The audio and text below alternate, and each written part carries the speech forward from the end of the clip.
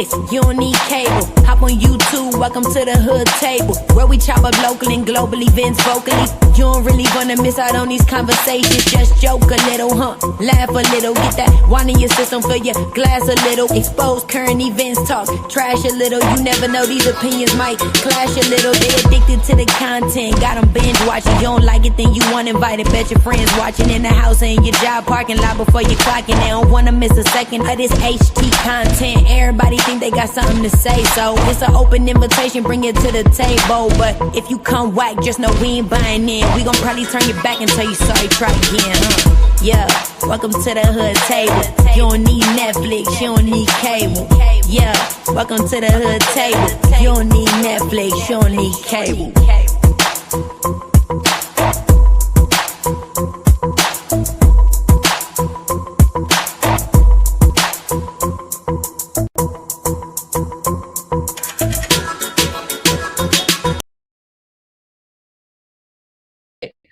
What's up, everybody? How y'all doing? I was about to run that back, okay? I was about to run that on back. What up? How y'all doing? Let's see who's in the chat already. And make sure on your way in, you are liking and sharing the video. Please and thank you very much. If y'all out there with y'all merch, hey, you know, make sure y'all sipping. Make sure y'all sipping through y'all merch, okay? But yeah, make sure y'all like and share the video on the way in. Riggs is on his way, so he'll be here momentarily. But let's shout out the chat. We got Chakra King Black. What's up? How you doing? Vibrant. Hey, Vibrant. How you doing? Who else we got up in here? Mel. Hey, my girl Mel. What up, Melissa? How you doing, boo? You said you haven't taken my... Oh, okay. So that means you can be up with us for a minute, at least like a couple of hours, right? Yes, you can hang with us for a little bit. Oh, and by the way, some of y'all who have not received your merch yet, I did send you a copy of the tracking. So I know Uppity had received one of her packages. She received her tumbler, but not her mug. So I sent her a copy of the tracking for her mug. It says it should be there Monday, August 3rd by 9 p.m. That's Uppity's. Charlie, she hasn't received any of hers because she is deep, deep, deep down in the dirty, dirty south of the sip. One of your packages, Charlie, is a t-shirt, and the other one is a tumbler. They both say, well, let's see, in transit to next facility. One of your packages is in transit to Memphis. Okay. It arrived in Memphis. Hold on, let me make sure I read this right. Your item arrived at USPS facility in Memphis. Yes, so it's close. It's close, Charlie. That's one of them. The second one says your item departed our office in Tupelo. So yeah.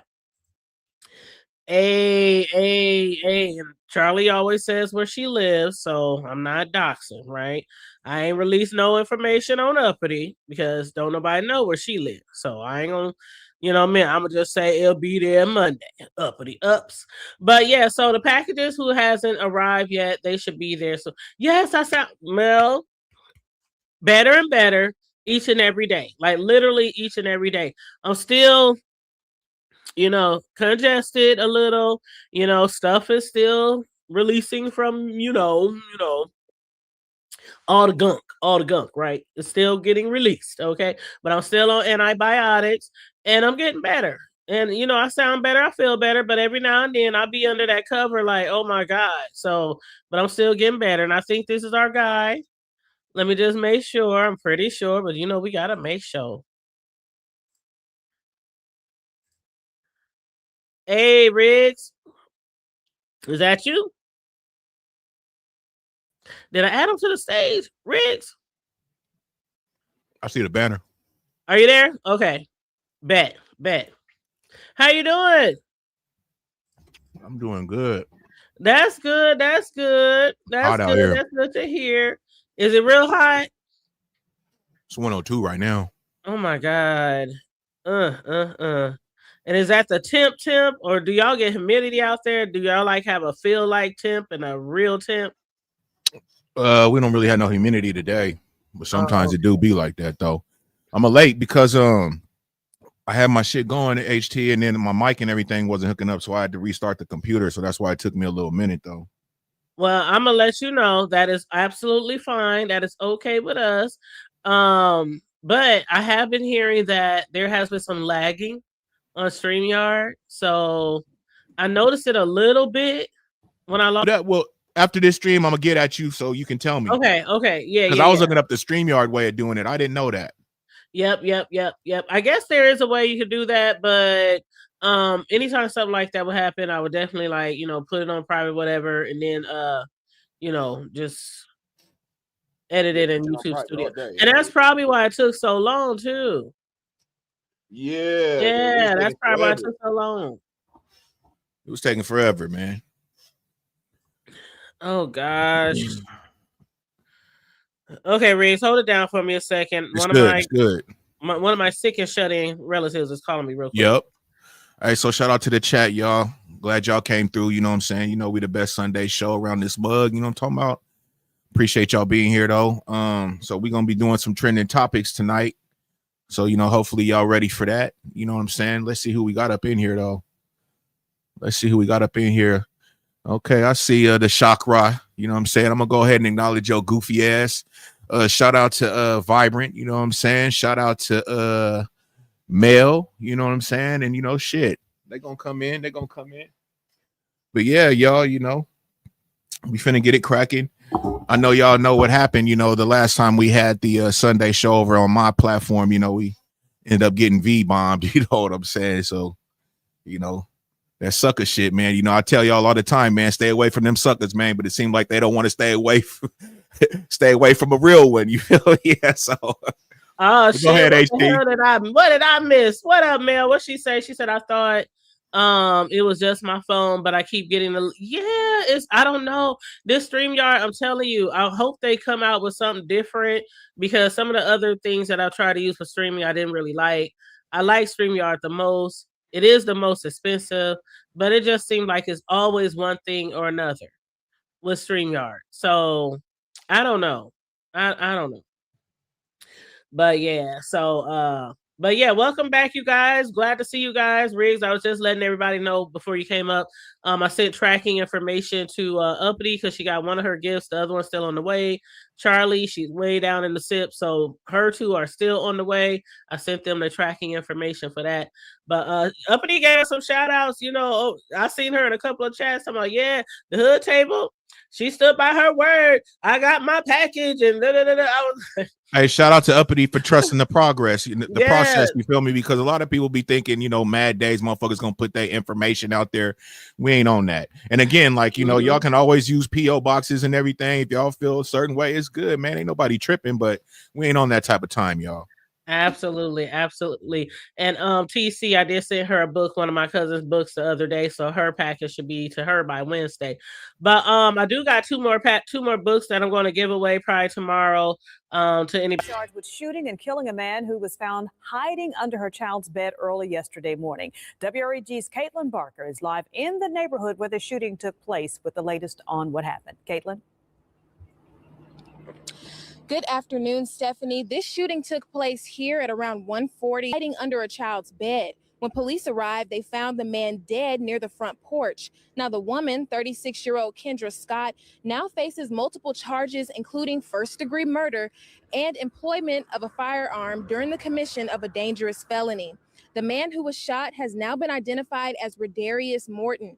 According to police, Morton was invited by a child to the home and came in through the back door at 1 a.m. The arrest affidavit says when Kendra Scott came home, she was heard banging on the front door and yelling, "Who's at my house?" Once the child opened the door, Morton was found hiding under the child's bed. As Morton was leaving the house, both Scott and Morton went out to the front porch, and that's when the juvenile says she heard a gunshot. Morton was found shot in the back of the head. Now, I spoke with one neighbor who says he feels bad for everyone involved.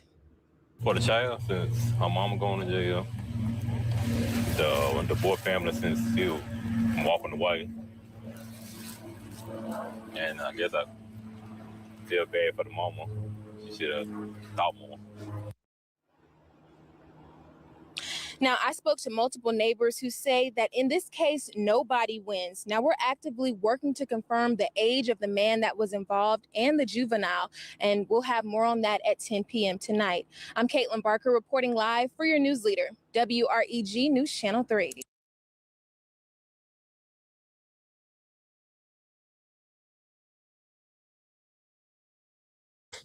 Okay, so as I said, one of the stories, the trending news that we're going to be discussing is a little old. It happened a little while ago, and when it came out, I was like, "Oh man, I wish we were." I know we was on our break rings, but I was like, "Oh, I wanted to hit this subject," and I could have talked about it, on my own channel, but I thought this would be a good conversation, between male perspective, female perspective, especially when it comes to relationships between male and female, as we have going on here, even though the relationship seemed like it was a little bit illegal. But when I first heard this story, Riggs, I don't know if you heard me say before, but I said several times over the years how I had got caught with a guy in my room before. I don't know if you heard me tell that story, but I was a lot younger, and we were not the years apart like they were. Like, she was like, what, 13 and or 15, and he was like 20. I think they said he was 24, but we were like the same age. But still, I got caught with a dude in my bedroom, and my mother, she tried to break his neck, knock him down the stairs. I mean, it was a whole hot ass mess. It was a mess, and I was grounded forever. I got in trouble and all that kind of stuff, but she didn't like take extreme measures like that. So I wanted to get you guys' opinions on this particular topic. Do y'all think she went overboard? Do y'all think that she had a right to do what she did? Because in my personal opinion, I think she should have just called the cops. This is my opinion. I think she should have called the cops once she found out somebody was in the house. Maybe secretly, not let him know. Hang out outside. This is going on. Please hurry. Something like that, and the cops catch him in the act or something like that. But as far as her, unaliving that man, and she did threaten her daughter before. She said, if I see him again in the house, if you invite more guys in the house, I'm gonna unalive them, or well, she didn't say that, but she said I'm gonna shoot them. So the daughter did have warnings. But I guess she was one of those daughters that didn't give a fuck, right? So y'all let me know what you think. What you think, Riggs? Well, what it do, Moxie? What it do, Mel? I think that what the lady did was a little extreme. Actually, a lot extreme. I think she could have called the police or whatnot, and took a picture of bruh or whatnot if he would have took off, took a picture of him and whatnot, because he was out of line. If the girl was 15 and he up at 24, come on, man. That's not even the play. So, but to me, HT, it seems like the mother and daughter already had issues before when it comes to boys. And it's probably boys being in the house. I think that if the girl was 15, shit, it could have been happening since she was maybe 13 or something. If the mom's finally at to the point where she's at now, right? She's probably a single mother, you know what I'm saying? So basically, she's probably working all day, you know what I'm saying? The daughter got free range of the house. So the daughter might be acting a donkey. I don't know. But, what's up with it, Room Shaker? But, when you go ahead and, your kids get to, being defiant like that, it can make you feel a certain way. The disrespect can really put a toll on you. You know what I mean? Like it could really do that. So I'm and sure my bad. He was 20, Riggs. I'm sorry. He was 20. Sorry. He's still out of line. So, I'm sure it really took a toll on her. You know what I'm saying? Her telling her daughter all these things. Hey, man, you ever bring somebody up in this house, man, it's over with them. It's cookies, right? But the daughter must have been playing, you know what I'm saying? Thinking, I know my mom said what she said, but, I'm going to test the waters anyways. Well, she ended up finding out the hard way. You know what I'm saying? And with the daughter again, to me, it just seems like this ain't something that just happened and dude, got smoked. I'm thinking that this daughter already was, you know what I'm saying, acting a little fast. Y'all know that word fast, man. You know what I'm saying? She was probably a fast girl and having these boys. She had to be fast. If you're 15 years old and you fucking around with 20-year-old men, come on, boys. Come on, man. You know what I'm saying? So I gotta feel for the mom. Like me, myself, you know what I'm saying? It would have been hands and feet all over, you know what I'm saying? The motherfucker ended up with a passing or something after the transaction of me, you know what I'm saying, putting hands and feet on him, then I got to go ahead and deal with that, you know what I'm saying? Because when I get mad or whatnot, I don't know what the fuck I'm going to do. I don't know, you know what I'm saying? Shit, that sometimes ain't no stopping, especially if it's my kid or whatnot, even though my kid could be fasting on some other shit. If this person 20 years old, you know what I'm saying, you know better. You know what I'm saying? And you know how I am, HT. There's places for motherfuckers like that, you know what I'm saying? And they don't live too long when you got shit like that on you, you know what I'm saying? So, I mean, this shit ain't for play. So, but again, what the mom did, you know, I think it was definitely extreme.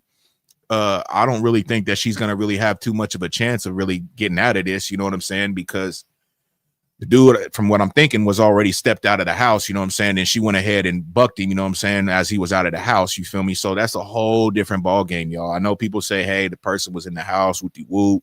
You have every right. Absolutely not. If the person ends up leaving the house or whatnot, or whatever, they got out of the house, man. You know what I'm saying? Now it's a whole different ball game. But now, like how I told HT with her little neighbor partner, you know what I'm saying? Like, hey, man, shit, I'm the type, I'll bait your ass. You feel me? I'll bait your ass. Come on. Yeah, come on in. You want that shot of coffee? And I'll act like you done did some old foul ass shit and I'm going to pop your ass. You know what I'm saying? And it sounds crazy, but I'm just saying, man, people be playing. They know how to get away with shit. They know how to, you know, play with these laws and all that. You know what I'm saying? We see how the police be acting nowadays on some of these cases I done presented and HT presented. Motherfuckers ain't getting time for nothing nowadays. You know what I'm saying? So people act like they got free range of doing anything around this thing. You know what I'm talking about? But yeah, that's kind of like my take on that, though. Yeah, I feel you on that too, because my thing is, and I tell people all the time, because with the laws, like everywhere is not stand your ground, but even in this particular case, it wouldn't have even been like a stand your ground situation, because he wasn't a threat. And so a lot of people are saying, well, why didn't she do something to him, pew him, when he was under the bed, or when he was in the room, or when they wouldn't open the door, or, you know, like, why wait till you get him all the way out the house? There's a lot of whys, man. There's a lot of questions that it can go everywhere, right? But people don't know what it is unless you're in that situation. And I'm a firm believer in that. Everybody can have their own opinion on everything, but until you in that situation yourself and how your brain is operating at that time, then we can go ahead and speak on it. But everything else, man, it's just like, okay, whatever. I don't. When people be doing all that HT, I don't even be tripping, man. You know what I'm saying? That's word salad and trying to figure things out. Hey. The thing is what happened, right? And dude done left the house. She let him get up out the house, and then she popped him. So that's why it ain't looking too good for her in that sense. Period.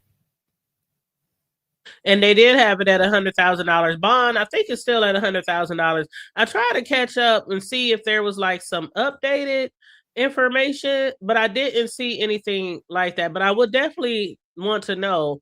Like, I don't know if her daughter spoke out, but I would definitely like, if her daughter spoke out, I would definitely like to hear what she had to say, because I can't imagine, you know, first of all, my mom going to jail for unaliving somebody, and then maybe feeling like I could have possibly prevented that, because, you know, I seen somewhere else where somebody said, you know, it was like everybody seemed to be at fault here. You know, it's like the mother definitely at fault. The guy definitely at fault.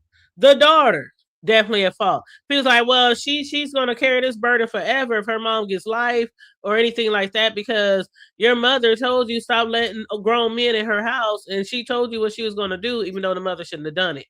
But I wonder how the daughter feels, if she even cares, if she give a damn, you know, being that she was disobedient to her mother. But, you know, as a girl or as a female, I know what it's like to be, you know, young and, you know, trying to be grown and stuff like that. So, but I wouldn't want my mother to go to, you know, jail behind something that I could have prevented. So I definitely would love to know how her daughter, you know, feels about that. But I'm definitely going to keep my eye on this case. Shout out to My and shout out to Brown Beauty. Yes, shout out to you guys. What up, Mai? What up, Mel and Brown Beauty? And who else came in here? Room Shaker. And who else did you speak to? Moxie. Hey, you guys. Moxie said she was number 9 up in this thing in the likes. So I appreciate you, Moxie. All right. Yeah, y'all make sure y'all let's get hit them the likes like. up to 10 and then let's get to 15, y'all. Yes, please hit the like. And again, after we finish our commentary on these subjects, we'll definitely be dropping a link. Well, the link is already pinned, so we'll definitely allow you guys to hit the link. And Brown Beauty said that was a moment from a fed up moment from the mother. Yeah, it was. Yeah. That's what I picked up, Brown Beauty, because like I said, this wasn't the first time this type of shit done happened over there at that house, you know what I'm saying, or with this particular family, right? And I just think, and another thing I kind of wanted to put out there is, if I'm not mistaken, wasn't the mom like about 34 years old or something, HT? She's not that old. She's hold on, let me look over here because I got it pulled up right now. I think they said she was 36. Okay, yep, so 36, right? 36. And shout out to Sassy Francis. The thing is HT is she was young when she had her daughter. Okay, they what is that 15, about 19 or so years apart? Yeah, the mother is 36, the daughter 13, so that's the daughter's 13. Okay, yeah, so the daughter's 23, so they're like 23 years apart. So, but she had her young, you know what I'm saying, and for the daughter, so I was thinking 15. So now you're saying the daughter's 13, so that's even younger. Yep. HT. So this girl she been on. She been on, and the thing is the mother, and I, this is just kind of out of thin air, but she was young when she had her. She don't want the same thing probably to happen to her daughter. Situations, getting pregnant, stuff like that. Now your whole life is in a whole different, what a different lane, you know what I'm saying? Like you're on a whole different path now, you know what I'm saying? Like if you was trying to be doctors and in college and all that, well, you got to deal with the baby now, you know what I'm saying?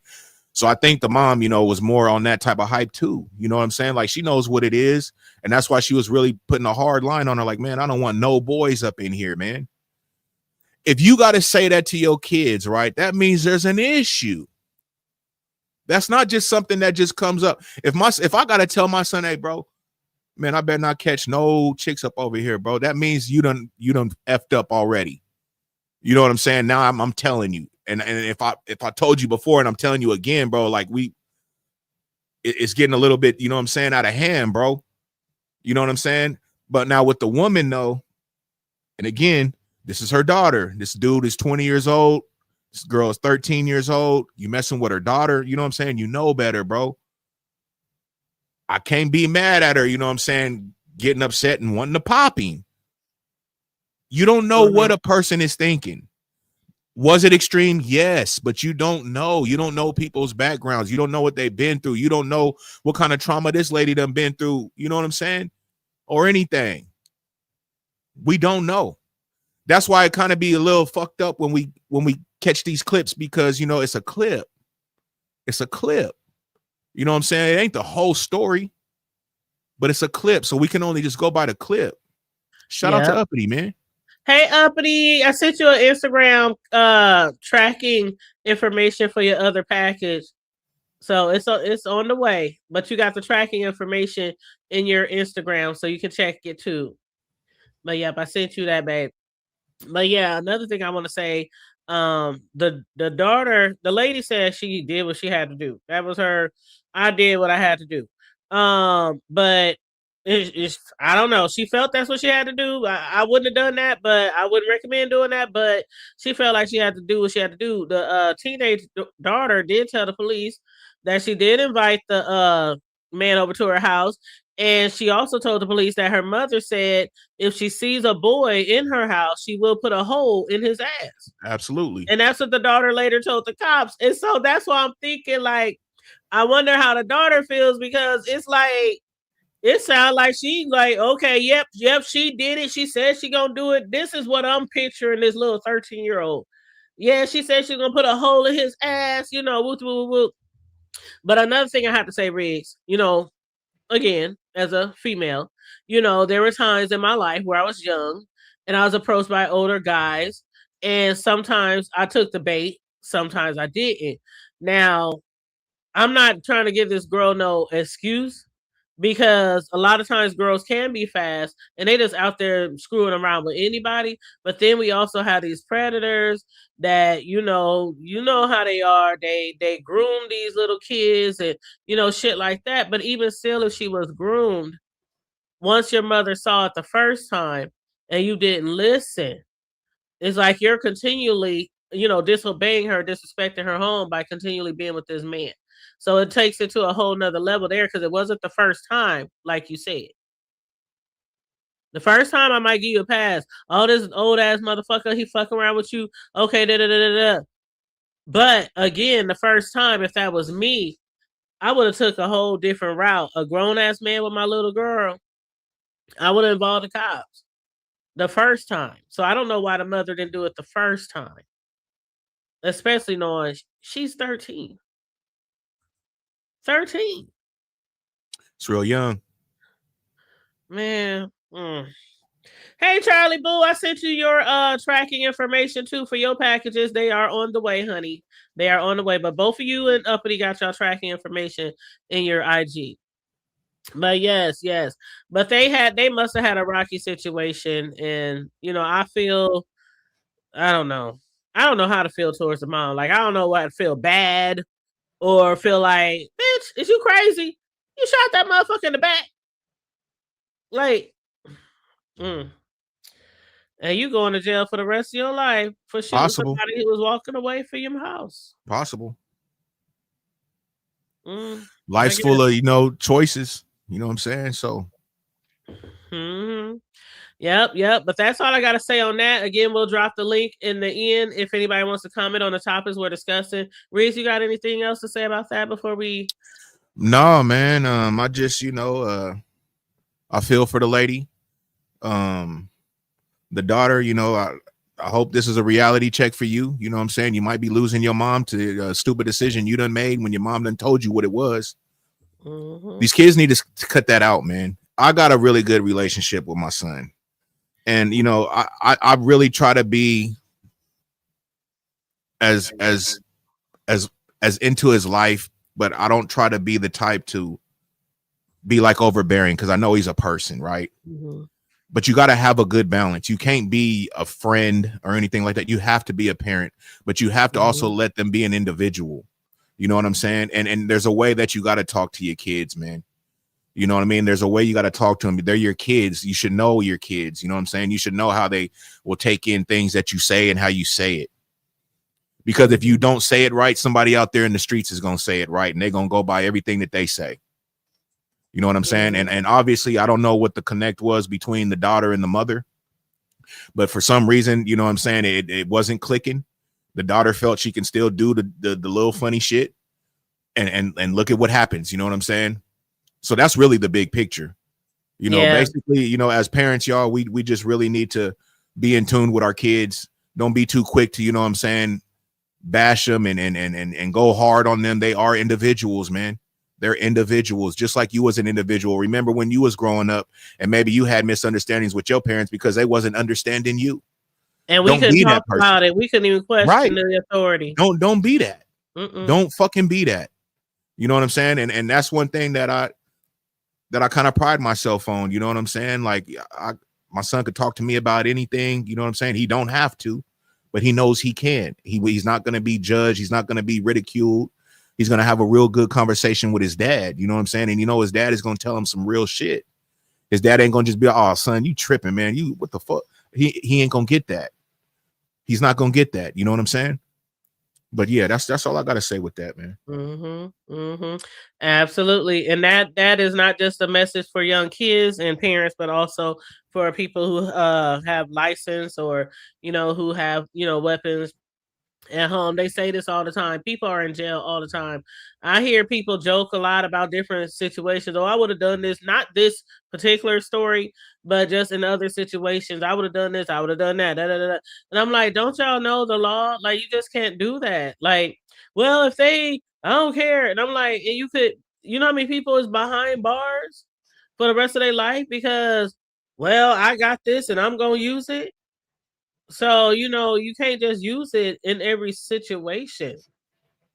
You got to know when to use it and when not to use it. And you definitely don't use it when there's no longer a threat that somebody's walking away from you. So, yeah, that's all I got on that. But this other situation that we're going to be discussing, this other topic, let me go ahead and pull it up on the linkity link. This is a scary situation.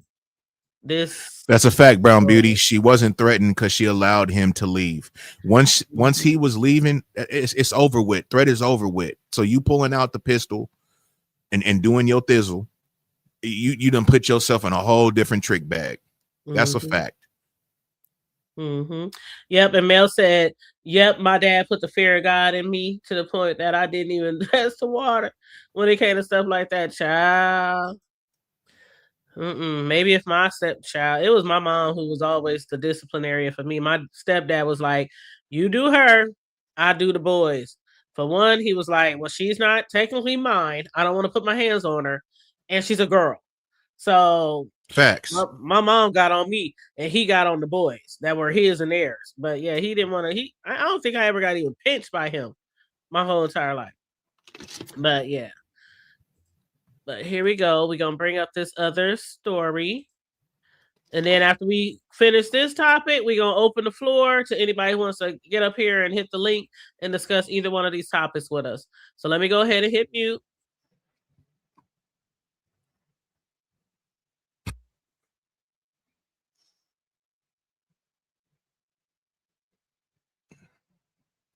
Okay, I think it's trying to give me a commercial. 1 second.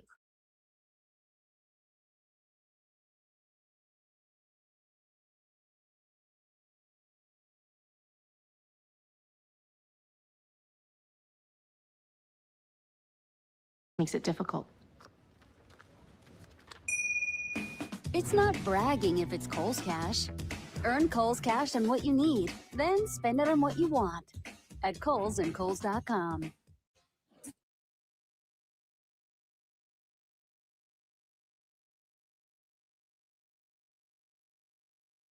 A mom is being hailed as a hero after fighting off a guy accused of trying to kidnap her children. It happened at a gas station in Georgia, and the whole thing is caught on camera. Madison Scarpino is live for us from Atlanta. Madison.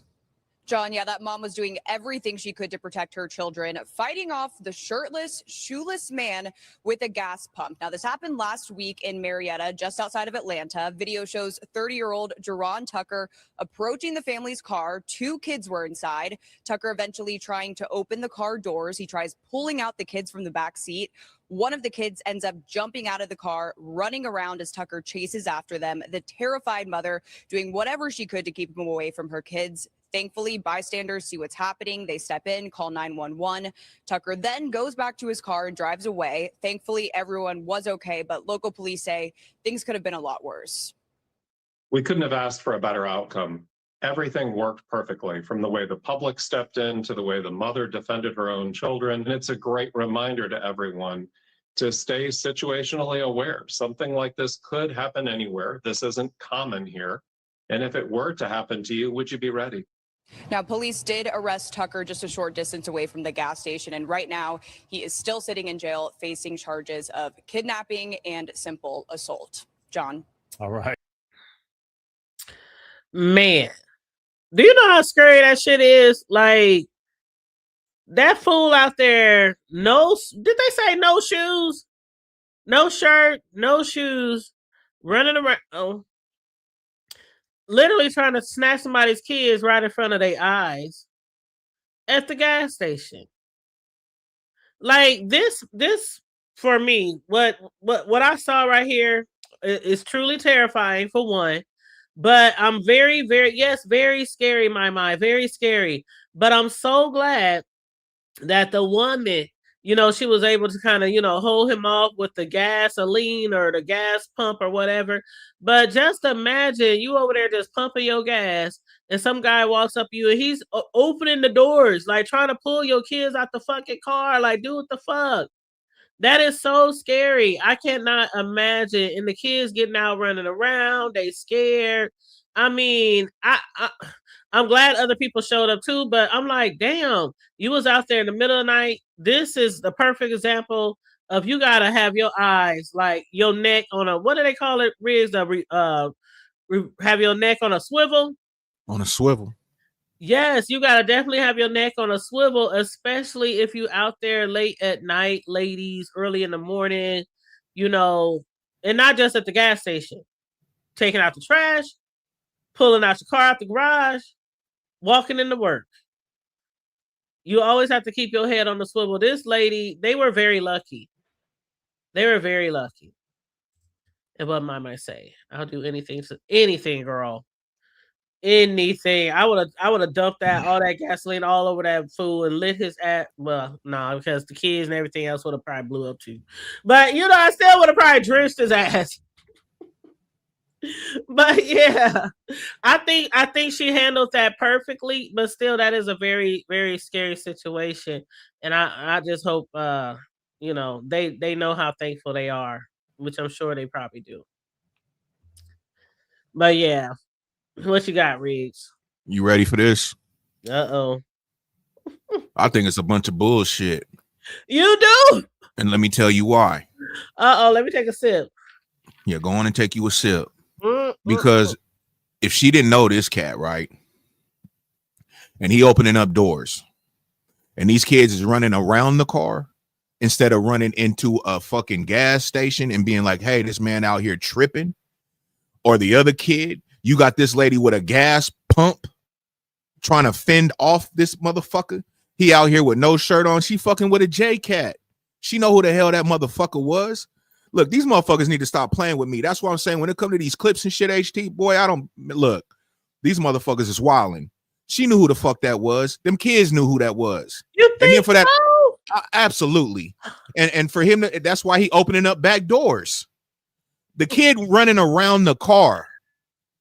If that was me and this was a real situation, somebody opening up the door, nigga, I'm bouncing out the car into the gas station like, hey man, this motherfucker tripping, man. He trying to whoop my mom out there, whoop whoop.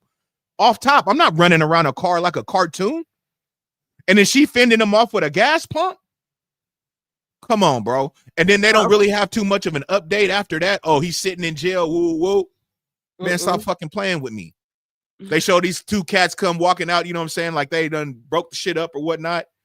Man, the shit, they was watching the shit, knowing the shit was some bullshit. If I would have been there, I'd have been like, man, she know this motherfucker, bro. I would have watched that shit for a quick second, like, what the fuck is this shit? Dude trying to open up the door and shit, like, man, come on, man. These are some J-Cats, bro. But see, now we in the whole social media world. We in this AI world. Everybody put shit on the news and clips and all kind of shit. First thing I seen when I said that, and that's why I told you, man, go ahead and run this, HT. Because of when I first seen it, I was like, man, this girl know exactly who that dude was. Play the clip again and see if you see what I see. Over here, I'm so tickled. Like you might be right. I mean, you might be right. Because what did Sassy say? She said, when I first saw the video, I said she knew him. I didn't read that, and I didn't. I didn't read that. I wish there was. Sassy, you on it, man. Shout out to Sassy. I wish there was some updates. You said if it was real, she should have sprayed.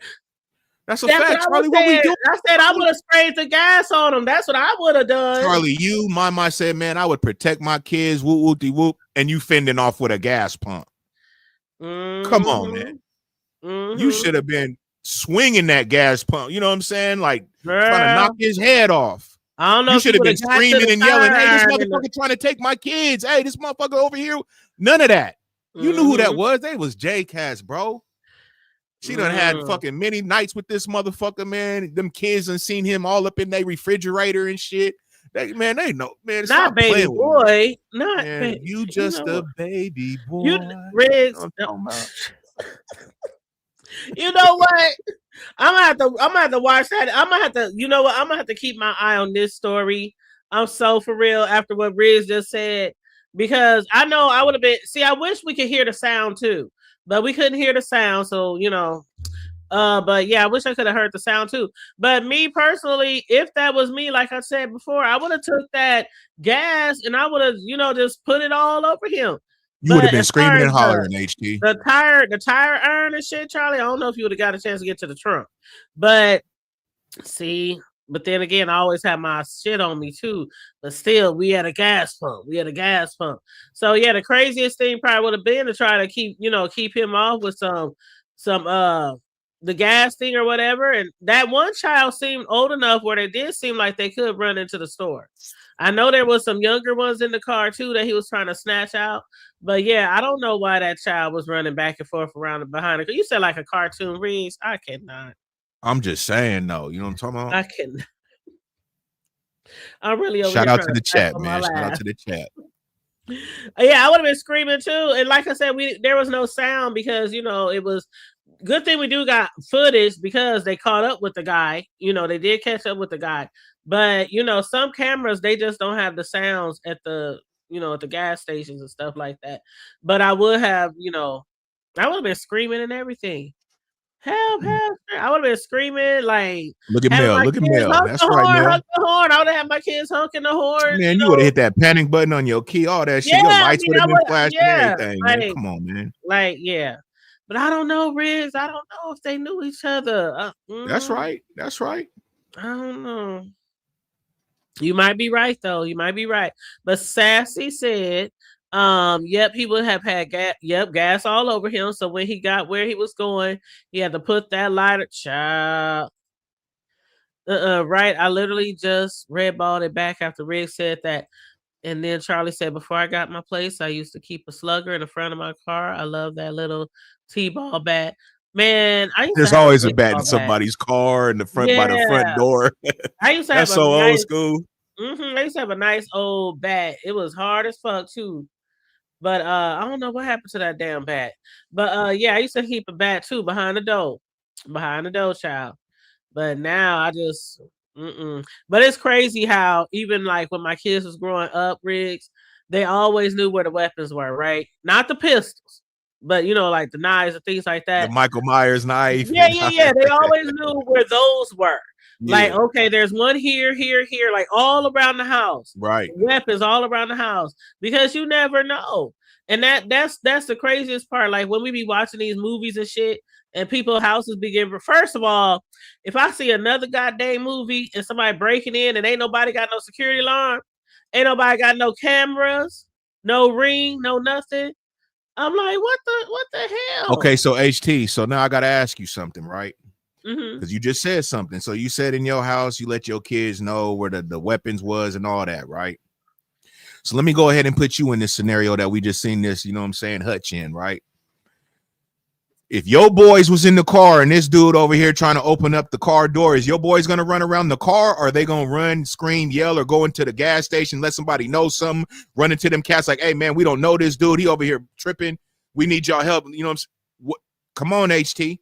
But now if your boys would have seen this man before and may know him, they may just run around the car like, man, get the fuck away from me. You ain't taking me nowhere. You know what I'm saying? Get out of here. I would have told it could have been serious, of course, but they ain't gonna told them, to go run for help. Man, they would have, HT.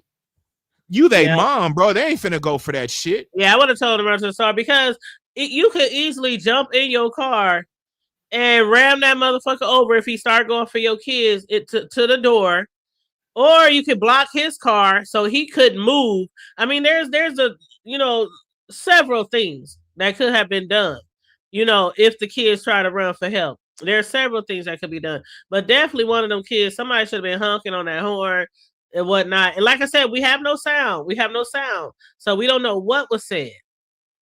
I'm on mute. We don't know what was said. But yeah, I would have told my son, especially the oldest one. I definitely would have told the oldest one, go. But then again, they probably wouldn't want to leave me either. They probably would have got out and want to fight. And wanted to bank on dude or something. And you didn't see none of that. That's what exact because you're gonna go into survival mode, HT. You're gonna go into survival mode. You got somebody playing with your mom and just playing with you out here in the streets like that. You're gonna go into survival mode. Yep. Yep. And even if we did know him, because if it was a person that we did know and they knew the cat or whatever, be it, I don't know, baby daddy, ex-boyfriend, whoever, I don't know. But even if they would have known him, they would have known like how serious the situation is. Like we're all running, something's wrong. Something's wrong with this picture. We need to get help. And if they did really know each other, then most likely that dude is either he's violent. You know, there's been some type of domestic situations or whatnot, and the kids already know what's going on, and that's why they were running. Is. Hate to say it. Child, see, that's why I'm single now. Living. Ain't nothing wrong with being single, man. I'm telling you, people be acting like it's and look, and ain't nothing wrong with being in a relationship though either. Don't get that shit twisted. I know, but damn, it'd be too much this shit. Should be wild. It'd be too much shit. I'd be like, I can't do it. I can't do it. Can I just do Monday, Friday? Shit, I'm about to be on my Jody Watley, you know what I'm saying? I'm looking for a real love around this motherfucker, you know what I'm saying? Shit. I mean, okay, so everybody, I don't want to say everybody, but most people want to be in a loving, stable relationship. Nobody wants to die alone, HT. Nobody wants to die alone. That's very, very, very true. But it's like sometimes you just be through so much, Riggs. Facts. And it's like that might have to be a topic, HT. We might have to do that. I'll just be like, God might damn. have to do that. You know what I'm saying? Just goddamn, like I can't find nobody who got common sense, good head on their shit. Like I don't know what's going on these days. I don't know. That's a fact. I don't know, but yeah, we probably have to do that. Maybe next Sunday or sometime. My don't be laughing at me. I'm serious. I am so serious, like so serious. And then I get to talking with my friends and my girlfriends, and and a lot of them feel the same way. And some of them are, in relationships and shit. But it's like I'd rather be either happy or alone. And I know you can't be happy all the time. I know that. You can't be happy. You can't walk around with a chest of cheetah smile on your face. Things are going to happen in relationships. But I just can't be miserable. And a lot of people, they be in miserable ass relationships for the sake of being in a relationship. And I just can't. I'd rather be solo dolo. But yeah. Enough of that. Anyway, any last thing you gotta say about that topic before we spin into one of our new banners, or not new banners, but intros from Charlie, and then invite the people up if they got something to say. Man, let that shit roll. You know what I'm saying? I'm good. All right. Which one do I want to play? And again, shout out to the chat, man. The chat is where it's at. Shout out to Charlie, man. You know what it is, Charlie. You done came through like the big girl, big dog. You know what I'm saying? Charlie know what's up. She know what's up. Let me go play this banner. I mean, why I say banner? Let me play this intro.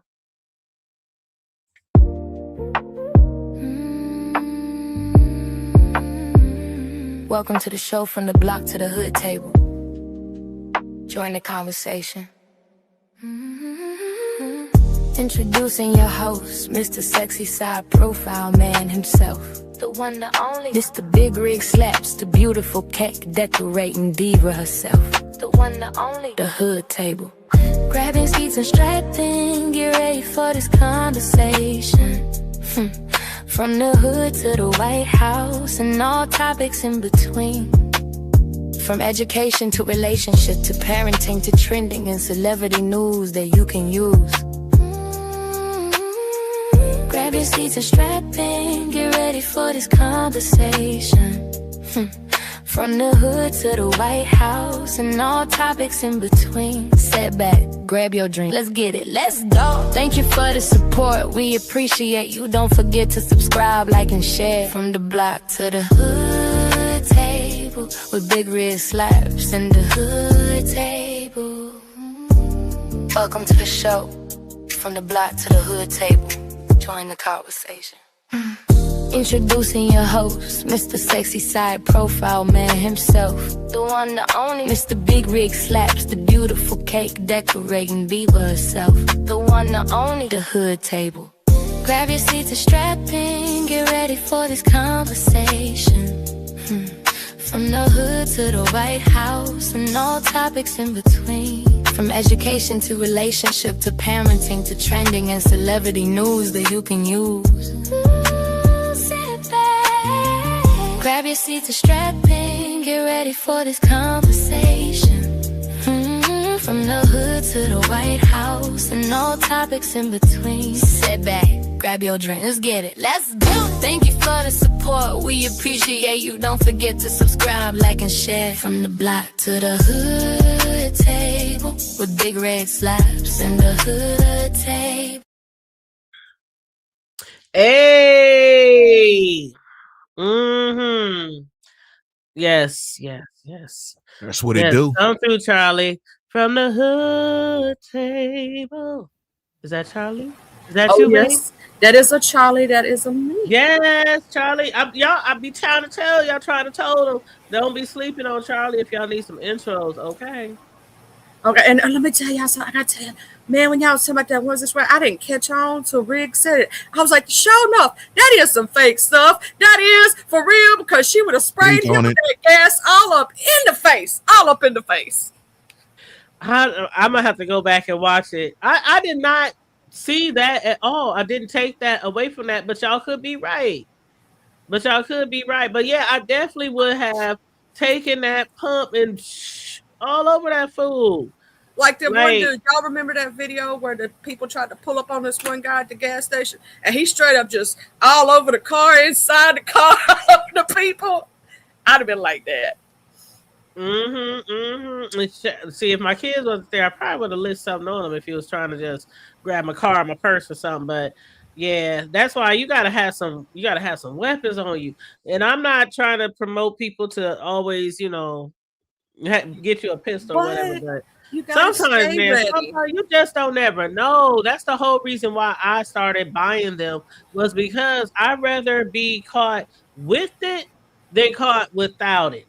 In a time of need, and especially if you're going up against a man. Well, there is one thing us women have over men. We can kick them straight up in their face. Well, yeah. We can bring them down to our level, you know what I mean? But it also depends if he got a set. Oh, yeah, I didn't go there. What else? You know what? Well, I mean, hey, Room Shaker. Yeah, everybody be thinking that's Charlie on the hook. Now, Charlie can't sing, though, y'all. Charlie used to sing a lot. You had me singing a while ago when you was doing the the Living Singles. Bro, that used to be my show. In a 90s kind of world, I'm glad I that's a good song, though. I ain't gonna lie. I always like that jingle. Whenever it's tough, you got to fight right, my girls. Homegirl standing to my left, am I right? True blue. It's like glue. We are living. Yes, I know that thing. I used to want to be Queen Latifah so bad. I used to want to be her so bad back in the day. Do y'all remember that old school show, Greatest American Hero? Yes. Man, I like that jingle too, man. Yep. That's a throwback for real. Man, that was a good show. Charlie? Trying to remember. Let me look it up because my memory ain't the best. Charlie's a baby. Charlie. Charlie is young though. Yeah, Charlie. Yeah. I'm sorry. I don't think I ever watched that show. I damn near got stepkids the age of Charlie. You know what I'm saying? It's okay. Yeah, I'm gonna be in my 39th year though. Oh no. They're about 35. All right, okay, Jada. She done told me. She done passed on the torch. Jay Dunn said that she's gonna pass on the torch, and I get to say my 39th year with her blessing. So, and I think Jay Dunn got 4 more weeks. She is September, where I'm in August. I'm in a couple days. Well, it's not this Monday, but next Monday is for me. And I'll be holding my 39th year. Shout out to my Leos out there. Well, my birthday right around the corner. Okay, it's right around the corner. As soon as when that snow hit and that ice, here comes my birthday. I'm kind of done with this heat, man. I'll go ahead and welcome the rain now. I'm kind of done with it. Man, I'm oh my God, I am so done with this disrespectful heat. And I hate the rain, but I'm done with this though. I'm done with it. We did get a break, I will say, down here. We had an extreme heat warning for a while, extreme humidity too. On top of that, not just that the heat, everywhere. humidity. I think everybody got a break at the same time. Like it seemed like it's still hot, but not as bad as it was. Like you can actually breathe when you walk outside now. Still warm, but not as bad. Couldn't even breathe. When my air is on 70, it stays on 70, even though it's 90. Let me say it like this. I had my shit cut down to like 65, the lowest it can go. Because if you go below, it's gonna freeze, right? Yep. So I cut to the lowest it could go. And during that time frame between, like 2 and 4, it wasn't cutting it. It wasn't cutting it. And I even did what my homeboy said. He said at 4 o'clock in the morning, put it on like 66, 65, and then before you go to work, put it on 70, and it'll help. Shit, I was coming home. You were freezing to death. I was freezing during the night. and then during the day, it didn't hit. I'm like, that's not working, bro. I'm like, bro, it's not working. I'm like, why am I hot? Walking around with a t-shirt on like this. Titty sweat. Yeah, girl. And when the biddies get to sweating, it's a wrap. I don't want nobody fuck with me. I'm in a talk mood. to me. Don't touch me. Don't hug me. I don't like to sweat. Girl, you should see me when I'm out like with friends and stuff. If we like at a park or it's summertime and I'm out there, I'm like, we gotta go now because the girls are sweating. I was calling it humidity because the humidity was so disrespectful. It was making your titty sweat. So I was calling it humidity. Humidity. Oh, child. You know what? My for real. See, some of y'all don't have to have those problems. That's some very uncomfortable shit. I'm like, man, if you're wearing a bra, see, this is. I'm sorry, this may be too much, Mr. Big Rigs, but it ain't too bad. I don't mind. When you're wearing y'all go ahead. When you're wearing a bra and it's sweaty like that, and that shit start cutting into your side titty, your side boobie, and start rubbing too much, you're like, oh Lord, sweet baby Jesus. I need some paper towels, some towels, wallet, bro. A pamper. I need. Let me tell you what worked though. I gotta tell you, girl, you gotta get some of this. You gotta put it on your titties, and I promise it's gonna help. Get you some of that Dove dry spray and spray it under your titties. I promise you're gonna be like, oh my God. Dove dry spray. For under it works. I swear for God, I put it under my fat roll and my titties, and baby, I don't sweat. I got everything Dove, body wash, lotion. I use Dove soap on my face, but Dove spray, dry spray. Yeah, Dove dry spray. I promise it's a game changer. If you got a fat roll, if you got titty, or you got anything like that, you spray it, baby, you ain't gonna have not a nail, not a sweat.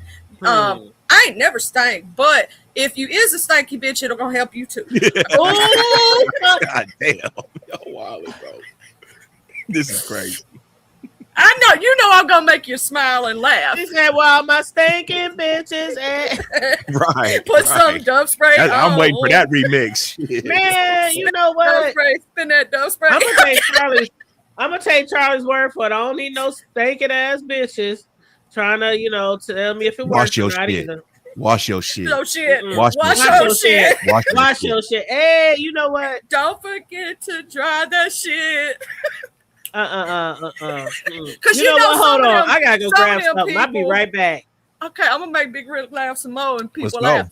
Okay, so some of them people, you got Pharaoh stuff, you wash and everything, but some of the bitches don't know how to dry properly. So then they walk around smelling like mildew water.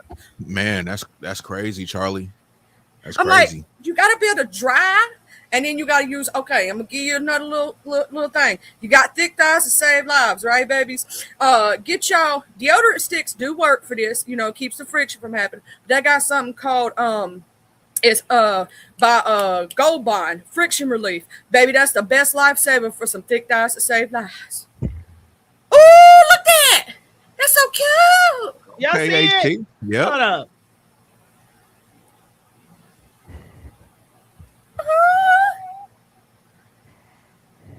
Look at that. Y'all see the whole shirt? Hell yeah, I want one. Yeah, that's pretty cool, HT, to be honest with you. I had to go pull it because we was on that topic of, spin that shit. That's I made one. I made one for somebody, but here's a extra one. I like the little fingernails and shit.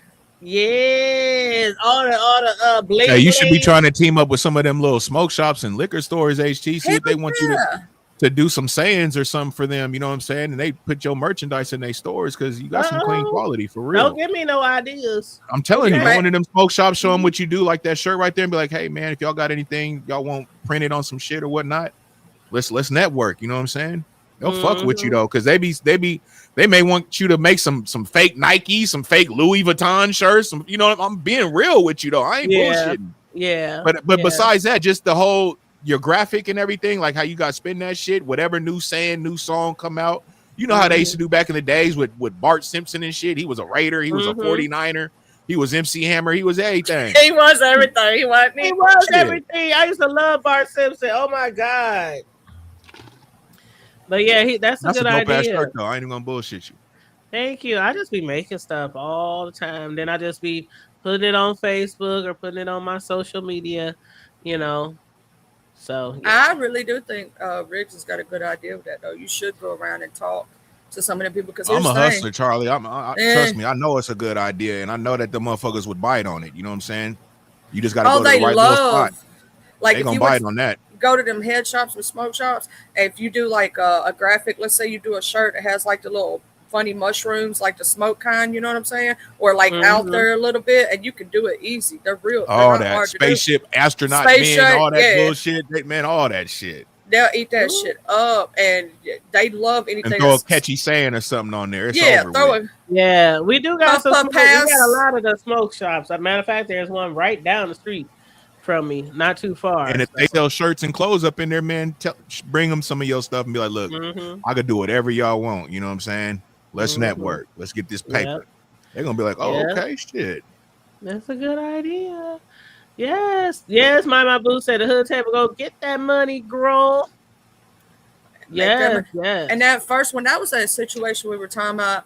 I think I was talking about that over at Lolo's, and I said I was just straight up bow, but then I didn't know that he had done walked out of the house, right? I thought that she had hit him when he was under the bed, right? Which is a whole nother situation.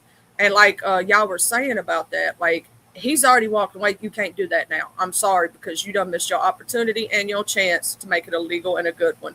I would be upset if I found a 20-year-old man in my child's bedroom or whatever the case may be, or it don't matter who he is. You like what you having his little butt up in here for? Like you in trouble and he in trouble, right?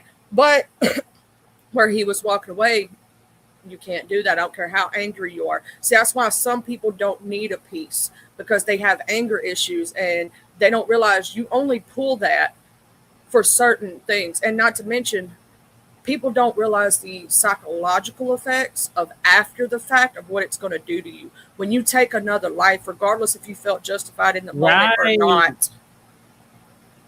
Because trust me, I will if I have to. But I don't want to. You have to think about shit like that, because that is something that can still be traumatizing, even if you're defending yourself and you unalive somebody, because it's like, you know what, how people say, nobody deserves the, God put people here, God, all that kind of stuff. And, it's like, some people feel like even if they defending themselves, it's still blood on their hands. And it's just, even police, like even people in the military, they need therapy, they need counseling and shit, like, even if they're defending their country. So, PTSD. Yeah, I hope I never have to do anything like that. But if I, look, now I'm going to say this. If I had walked in a room and I called a 20-year-old in the bed with my child who was 13 or 14 years old, I'd have to check my anger, because I'm going to tell you, the first thing I'd want to do is use that piece. You feel me? And I talked about it there, said, no, he's just going to be, 6 feet under. But then I thought about it, I was like, nah, I just need to get a good belt, You know what I'm saying? And be both their ass right then and there. Like I said, I told Riggs earlier, I said she could have went outside and called the cops on the sneak. Yeah, the man here, he's in my daughter. Or she could have called all the homies, the cousins, the uncles. Tear that ass up. Tear that ass up. Like, but yeah, she missed her whole opportunity because thank you, Dr. Soapy. Thanks for sharing. Thanks, Dr. Soapy. Thank you, boo. But I definitely would have see, the thing about it is, like I said, I think the little girl, because I was talking to Riggs earlier, I was like, yeah, you know, sometimes when you're young, and you know, you're a girl, and you know, you're attracted to boys, shit like that can happen. You fuck around and you just be out there. You know, not saying you out there hoeing or anything like that. It could be just one guy that you're with. But for her to know how serious her mother is, and for her to threaten to unalive, like she warned her daughter. But then again, Charlie, I keep saying to myself, why the fuck didn't you tell the cops when you first found out the old nigga was at you? I mean, he's 20, but he's still old. Like, why didn't you tell the cops the first time? I would have. Like, why would you even give your daughter the opportunity to bring, like, because me personally, I never wanted a daughter. Never. I've been a girl. Never wanted a daughter. Always prayed for 2 boys, and that's exactly what I got because I know the shit that people have to deal with daughters. And don't let them be no fast, hot ass in the ass tail daughter that I gotta fucking deal with. So I never wanted a daughter. But in this specific situation, had that been my daughter, and had she have a grown ass man in the house, she wouldn't be in the motherfucking house by herself. Let's see, you 13. You ain't gotta have keys to the crib. Find somewhere to go. Well, I'm gonna you ain't bringing the motherfucker to my. You're not bringing the motherfucker to my house. You need a summer job. You need something to do. Go sit at your grandma's house. I gotta try that. She be somewhere where she can't. Yeah, no. She needs something to do. My sister was older, and she had told my parents. You know how she was like 15, 16. I think she was 16 at the time. And she told my parents, she said, I got this boyfriend, or I think she may have been 17, because our parents didn't let us date to a certain time, right? And she wanted him to meet mom and dad. The dumbass drove himself over. He lied about his age, said he was 18, so they would only be a little bit apart, right? Drove himself over in his vehicle. You know how he got caught with his real age? His driver's license, because my dad said, well, since you're driving, you got a driver's license. Let me see your driver's license. And my dad looked at the birth date and he said, so you lied to me about your age? First off, you're a grown man trying to talk to my daughter. I better not catch you near her.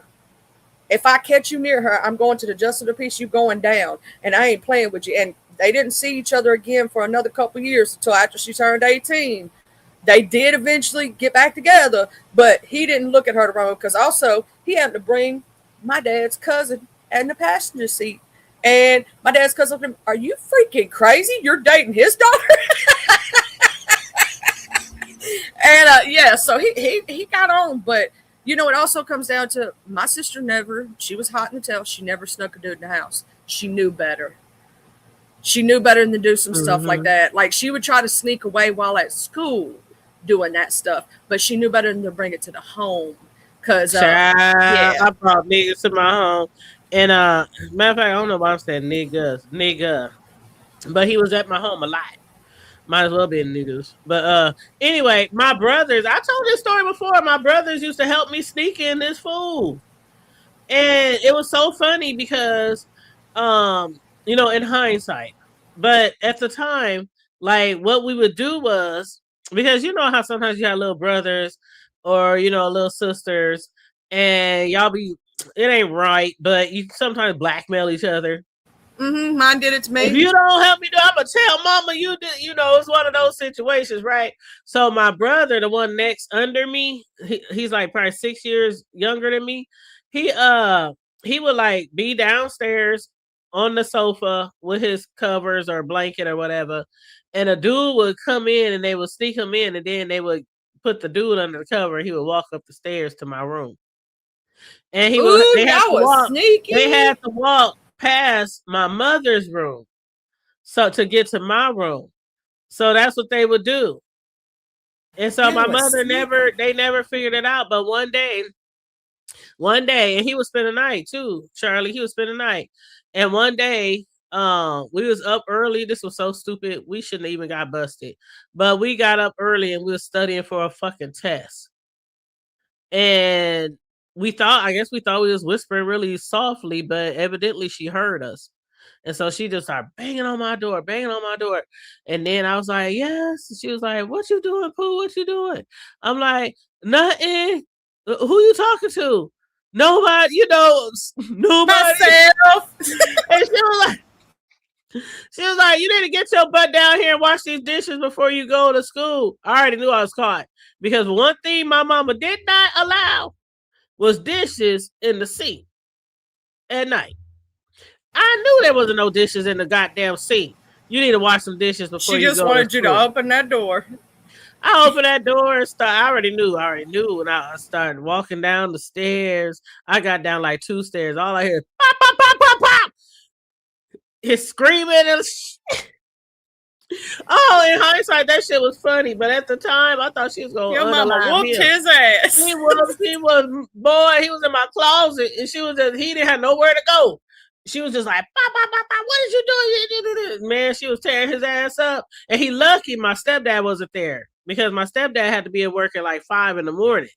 So, he worked I'm laughing at what Miss Melissa said in the chat. My stepdad worked at a packing plant and he had to drive to the next state to go to work, which is only like an hour away. But still, he had to leave early. So he lucky he wasn't there. But my mom, she tried to throw him down the stairs and break his neck. All I remember is the nigga flying past me down the stairs. And I'm up there like, oh my God, I'm such a hot water. I don't even know what I was thinking at that time. I was just scared because I knew I was in trouble. Miss Melissa got me rolling. She got me rolling. My brothers, man, we laugh about that shit to this day. Girl, you know, like, man, remember we used to help you? And that was, matter of fact, remember the story I told you about the guy who threatened to unalive me? Yeah, the one who broke into my house in the middle of the night. Yeah, that was when we were first like getting together, and then years later, the dude tried to unalive me. I'm like, I didn't let you spend the night, shit, and my mama had no house. Motherfucker, no. It killed me as you got caught on some nerdy shit, like Miss Melissa said, studying for a fucking test. Man, we were studying for a test. Ain't that some shit? Wasn't even smooching or doing nothing, just studying for a test. But one thing I didn't play about was school. I never played about school, even when I left home and never went back home. And I told y'all that story before. I had to leave home. Me and my mother, it was so rocky. So I left home, but literally the clothes on my back, which was my McDonald's uniform, on my way to work, and my book bag. But everywhere I stayed, everybody who allowed me to stay with them, I went to school.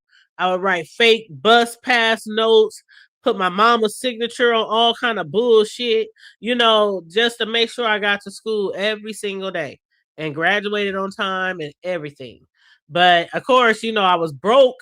And I was on my own, so that's why, when I tell y'all the story about the administrators who had pitched in to get me shit for, prom, like dress, shoes, hair, nails, all that kind of shit. They didn't ask what was going on, but they knew something was going on. But because I came to school every day and I was, I was cute. I came with my clothes and my hair and, just whatever. So they knew something was wrong, but they didn't know what was wrong. But they knew I was broke. And I couldn't go to prom. I couldn't even buy a ticket. So they took me in and hooked me up. And I felt like Cinderella that night. And then at the end of the night, I left that shoe and went back to sleep on somebody's couch. And that was my story. But yeah, I have lived some lives. Okay, I have lived some lives. But that's why I have an understanding of a lot of these young people, a lot of these young girls, a lot of these young kids. You know what I'm saying? Who got to be out there. And look at you now, though, HT. And that's the thing, right? When you hear stories like that, and then you see how the people are now, that's dope. Because there's a lot of people, HT, that actually had a better life, and they fucking fucked it all off. Mm-hmm. And you did the exact opposite. You know what I'm saying? So that's dope, man. That's dope. Yeah, I always say like it's not to be judgmental or anything when I say things like, so what? This happened to you. So what? I was assaulted. I was taken advantage of. I left home. I used to get kicked out of my house every fucking week when I was younger. Like literally, I used to get kicked out of my house every fucking weekend. And then the pastor would hit my mom up, the crazy pastor lady. You know, you need to tell her to come back home. You need to tell her to come back home. She can't be out in them streets. I was always out in the streets. And so when I tell people who go through shit like they've been through younger, stop blaming shit on your parents. Stop blaming your shit on that motherfucking nigga that was took your virginity. Stop blaming shit on like a lot of people like to live in their past and they continually blame people for every fucking thing that happened and why they have never ever moved on in life, grew in life, exhaled in life. You know, I'm not saying you got to be rich or well known or famous, but some people, I'm broke today because of some shit that happened in 1989. I ain't got my education because of something my mama did in 1993. You know what I'm saying? Like they always trying to put the blame on shit that happened years ago and not taking like accountability of the here and now. You can't keep blaming shit. I could have been one of them girls out there hoeing, a whole bunch of kids, dead on the street, strung out, all that kind of shit. But I wasn't because I was focused. I'm going to go to school. I'm going to graduate. I'm going to go to college. I'm going to do this, that, and the third. Even if I didn't have a place to really call home. So a lot of times when people be coming up with all these excuses, why they can't do this, why they can't do that, bitch, I was in the streets for 5 years.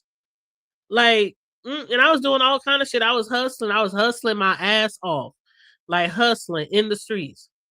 So I know, you know, what it's like to be out there on your own, but you ain't gotta, you know, keep using your past is why you can't move forward.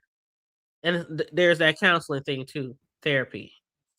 You know, some people need it.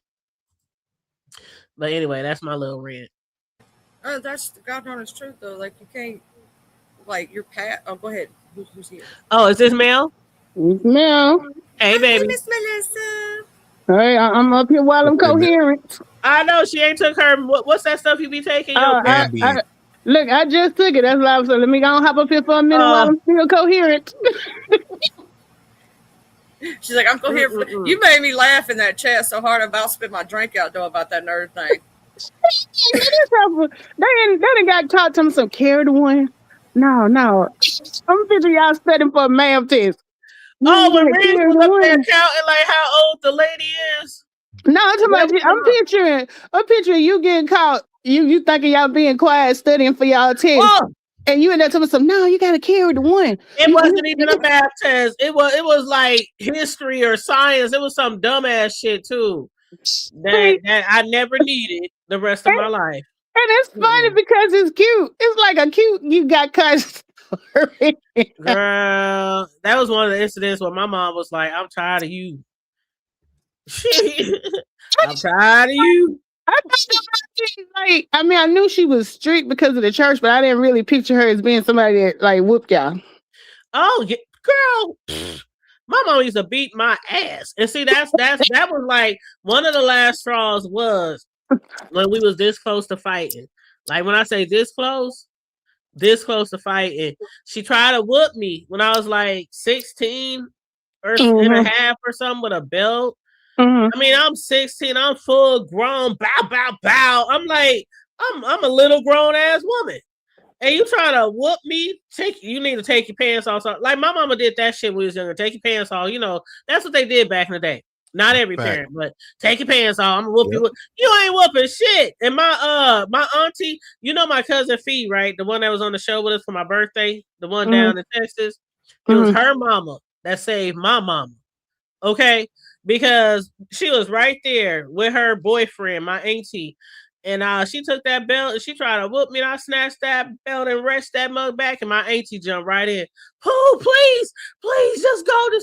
That was like one of the last, like, you was not going to keep beating on me. because she was a beater. She was a beater. But did you deserve beating them? Hell no. Okay, that's different. Hell no. A lot of times I didn't deserve getting beat on, and I would just act out because I'm like, fuck it, I'm gonna get my ass whooped anyway. Yeah. Like, I ain't even gotta do shit most of the time and get fucked up anyway. But shit, I definitely didn't do nothing more bad than my brothers. My brothers, they was real bad. Shit, she couldn't barely get them to go to school. At least I was going to school.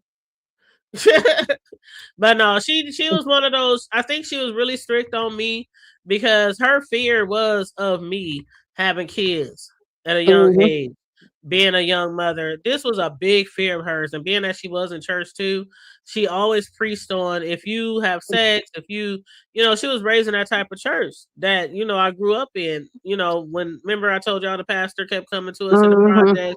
My mother finally got to go into the damn church, and it was like a cult. It was like cult behavior.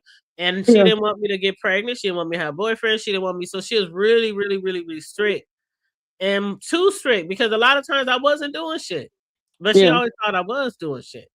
So yeah. But yeah, that was, I don't believe in hitting your parents. I'm telling you, that was just like. And then she already knew how I was. She know my mom know I'm a fighter. I'm a fighter. I will bang all day, every day. So she know I'm a fighter, and so she tried to take me there that day, and I was like, oh, I'm about to fuck her. Oh, I was mad. That's my mama. Love you, lady. She up in heaven now, but she know.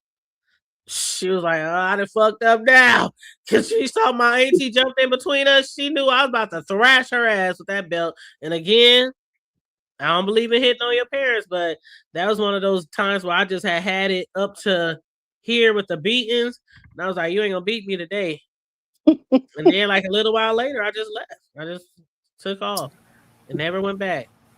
I will say that sometimes it is best doing what you did is how you because once you separate yourself from the toxicity of it, and then you went through your school and you heal and you get better, and then you can come back and revisit. But there are some kids and some parents who, for whatever reason, they're not going to get along.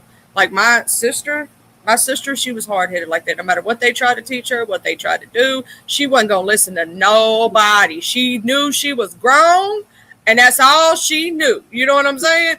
And me, myself, and I was the polar opposite, right? But, to see where you've come, you know, what you had gone through to where you are now, and then to see your mom, yours and your mom's relationship get repaired, and you be with her. It eventually got repaired. Yeah, years later. I think that's an amazing story of redemption, if you get what I'm saying. Like, and then seeing how you yourself went through all that as a young person, still graduated, still went on to do big things. That's what Riggs was talking about a while ago and was pointing out is an amazing thing, in my opinion, because there's a lot of people, like he said, that they got a golden spoon in their mouth all the time, everything they ever want in life, and they don't do jack nothing with their life. But I'm gonna tell you this, I've seen kids who are in the system passed around to homes, really not in a good situation, almost homeless at some points, because the foster parents will kick them out and keep the money, keep that little check coming in, but they'll kick them out on the streets, right? And these kids work their butt off, become valedictorian, going to college and do something in life. But then you got somebody over here whose parents pay for everything. They don't have to really do much. All they got to do is study. You know, they'll pay for their college, full ride, all that stuff, and don't do nothing. Not a thing. Don't even realize what they got. Yep. Until it's gone. Absolutely. But yeah, it was eventually repaired. Like I told y'all before, once I had my oldest son or got pregnant, I was like, dang, I was out there, no experience with babies, with kids, and I was nervous, I was scared, and I just reached out to her, and we just slowly, you know. Well, you realize your parents, it took a long time, but make mistakes, and they're only human, right? Yep. And nobody is perfect. Now, do I agree with the way that you were treated? No. And she knew she did wrong too. She probably admitted that to you. I was too harsh on you. I did this, blah, blah, blah, if she ever did. Some will, some won't. Now I made one. She ain't never did. She ain't never did. But one thing you gotta meet people where they are. I have to learn to forgive even those who don't ask for forgiveness. Forgiveness. Mhm. Yeah. You had I to had meet to her learn. where I she had to was learn. at. 'Cause she was And one of those stubborn people. Again, never it was admit like they wrong. the church we was in, the coach's behavior. This is what you do. You're doing it right. Da, da, da. You know, it was that coach's behavior in the church. Yeah, I got So you. I didn't blame her totally, but in a way I did. But it's like even the day she died, my dad was like, "Man, I can't stand that church. I can't Yes. stand that." You know, but But see, I see how it is what something it is. you probably changed in your parenting because of that. Like if you made a mistake, you Yep. probably admit to, like with my son, I made one mistake the whole time. I made a few others, but I'm talking about like big parenting mistakes. My son come to me about there was something that was done, and I accused him of it. I said, "Did you mess with this?" He goes, "No, I didn't." But see, once before, he had lied to me, right? And I asked him that same question, and he had actually done it. And I caught him in a lie at the time. The second time, I accused him. He said, "Why didn't you believe me? Right? Why didn't you believe me?" And I stood up and I said, "I made a mistake. I should not have accused you. Right? As a parent, I have to stand in my ish." I said, "But this is a learning lesson." I said, "Think about it. If you had never lied to me that one time, would I have ever questioned you?" I said, "Did I question you before that lie?" He goes, "No, you never did." I was like, "Now you know why we don't lie. This is the Yeah. reason." And he ain't lied to me since. But I also had to take responsibility for the fact that I did not believe him and went hard on him about it, right? Because I didn't. And he was telling the truth. Mhm. But that's where it comes in. I hate doing an apology with a but behind it. I hate doing that because I don't like it. But sometimes you have to explain something, right? Yeah. You do. I mean, I apologize to my kids many times when they was growing up. When I found out I was at fault or something, or punished them because of something I shouldn't have punished them from. That was something that didn't happen when I was growing up. But also, when I would do things I punished them, I always like, you know why this is happening, right? You know why? And then afterwards, You I had a would even tell conversation. them, when you ready to come and talk to me about, you know, what happened, or if you think I did something wrong. And there was times where I did that too when they was growing up. If you think I did something wrong or you come talk to me, you come sit down and we can have a conversation. That's something else that didn't take place back in those days between parents and kids. Like it is what it is. You in trouble, you get your butt whooped, you're grounded, and that's that. I like having those conversations. I think that's actually a more responsible way, and I'm explaining why. If you just whoop their butt, sometimes they semi know what they're in trouble for, but once you sit down and actually talk to them about it and explain the full details, right, they get more of an understanding than if you just, I whooped your butt, but I ain't tell you nothing. Mm-hmm. Yeah, but I used to explain to my sons the few times that I did have to spank their little butts. Sure did. Yep. Sure. One time I even had to. I told y'all when I had to go to camp school and get his butt in that bathroom. Sure. Hey, Corio. Oh, Corio Lover's we, here. do I need to come back up here again? No. Do you know why I come in? Yes. All right. Sure. We're showing out. Now, I will say my parents knew. See, when my parents would get called for my sister, the first thing they asked, "What'd she do?" They automatically knew she did it, right? Because she did it, and she most time would eventually admit she did it. I was the kid, though, if they got called, what happened? Because I wasn't the kid that started mess. I wasn't the kid who did certain things or something like that. So they knew somebody had to mess with me. Something bad had to have happened. I'm not the kid that gets in trouble. You know what I'm saying? I hated getting in trouble. Like that was my big thing. So the few times that it was because of mistreatment. By whether it be a teacher or another student, you know, and I went to the office and I called my mom and daddy. I wasn't playing. And, you know, but yeah, I never I was wasn't a that kid. troublemaker either. Now between me and my brothers, yeah, 9 times out of 10 they did that shit. Like whatever they said. I remember I told y'all the time when I was living somewhere in the hood, way back in the day. And next thing I hear helicopters and police sirens and all kind of shit and banging on my door. And I'm like, oh shit, what y'all done did up in this motherfucker? We about to get the swatted or something. I didn't know what was going on. And them niggas come running through the motherfucking house straight from the front to the back. I'm like, what the fuck happened? They were still in school. But I was grown and on my own. And they was like, don't tell mama. Just pew through the house, out the back door. I'm like, what the fuck is going? Them motherfuckers had broken the schools and shit and stole some computers. I was like, you know what? That's why I said I'm the one who wasn't doing shit. Stole some computers. They stole some computer, and the school was across the street from our house, man. Right.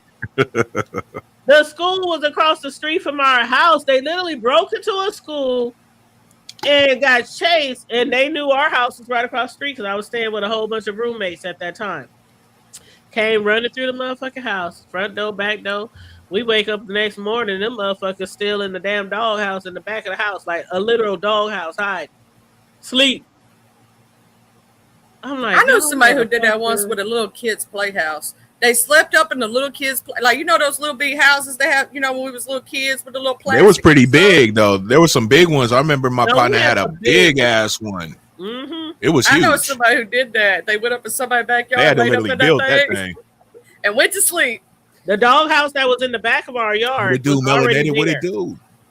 The doghouse in the back of our yard was already there. So that motherfucker was big. I don't know what kind of dog used to be back there, but they went and they hid in that motherfucking dog shed or doggy, whatever thing. And the next morning, we didn't even know they were still out there. They was out there asleep. I'm like, they escaped the cops, but I'm like, that's what I'm saying. I wasn't doing shit bad like they was doing, and I was always the one getting in trouble. If they got a phone call on them boys, 9 times out of 10, they did it. Oh, let me tell you what we did one time. One of my homies, so he had a dirt bike. You know, you can't ride dirt bikes on the street, right? So he was riding on the highway. Got his butt caught by they chasing. All right. So he gets over to me and my brother. We sitting up at his grandparents' house, up on you know, under the little, you know, on the porch or whatnot, you know, with our little chair stuff. Here he come up. He go, I need to hide my dirt bike behind the house. So he put the dirt bike behind the house, right? We start seeing cops coming through, sliding through real fast, searching for it. He's sitting on the front porch with us the whole time, and we just sit there watching him go. He lived down the street, so what he did is he took the dirt bike through the back part of the house. There was a little alleyway. It was like some little wooded area that went straight to the other side of the street, and then went to his and parked it. But yeah, he sat there for a good little minute. I was like, damn. I said, what happened? Because you know, at first we don't get the story. We just see him come up on a dirt bike. We chilling, right? See him come up on a dirt bike, and then we see like 5, 6, 7, 8 police going up and down the roads. We're like, what the hell did you do? He's like, I ran from the police on the dirt bike. That is funny because one of my Facebook friends, one of my guy friends, he had posted something on his Facebook wall. I guess kind of behind his house is like a wooded area where some homeless people be. And so one of them had went and took his son's bike and stole it. And it was in the wilderness, in the wooded area where the homeless person was. And they was like looking all over the neighborhood trying to find his son's bike and shit. And then that took me back to when my oldest son had his bike stolen. And I remember this shit like it was yesterday. How old was he? He was probably, I want to say maybe third grade. And I was in the house and he come in the house crying and shit. And I'm like, what the fuck is wrong with you? Somebody stole my bike. You let somebody steal your bike? I'm like, dude, you let somebody steal your bike? So it is a brand new bike. It was just for his birthday. It was like summertime. His birthday is April. He just got the bike. So I'm like, okay, we about to go get the bike. He was like, Mama, there's some big boys. I'm like, your mama ain't scared nobody. So come on, let's go get this bike. Child, I got him walking while I'm in the car. He's like, well, I can't get in the car. Somebody stole your bike, right? You ain't gonna get no ride until you get your bike back. So we drove around. I'm driving all real slow. He walking and shit. I'm like, let me know if we see your bike. He sees his bike. There it is over there. It was when I say it was a whole bunch of motherfuckers, like male, women, boys, girls, grown-ups, everything in front of this house. And there's some dude was on his bike. So I got out the car and I said, is that your bike? He was like, yeah. I said, go get your bike. And he was all scared. I'm like, see, this was one of the first lessons I taught my son. Don't let nobody fuck with you, no matter how big they are or who you think they are. Don't nobody deserve to take your shit. And I told him, go up there and get your bike. And he went up there and he was all scared and shit. Get that motherfucking bike. Boy, I was going on. I'm like, get that motherfucking bike. And everybody looking out and stuff. And I said, if y'all come to my house again, I was just going off like, I'm just going, cussing, the cussing mama, right? So I'm going off and everybody just staring at me like I'm motherfucking crazy. And he go up there, he get the bike, and don't nobody say shit. And so he rode the bike home, and I'm riding next to him in the car. Mm-hmm. Like, no, you ain't getting no. They knew better to mess with his crazy mama. You gonna ride home on your bike. You gonna ride home on your bike. So yeah, that was one of the first lessons. After that, my son, you couldn't. The one time I got my bike stolen, here was the thing: I couldn't have gotten it by I didn't. First off, I didn't know who did it, but my dad ended up finding out. So it got stolen out of my yard while I was asleep, and I was the first person in my area to get the Huffy Extreme trick bike. It was the only one like it in the whole area. And I love my Huffy Extreme, baby. I got it for my birthday. I thought I was somebody with that bike. Boy.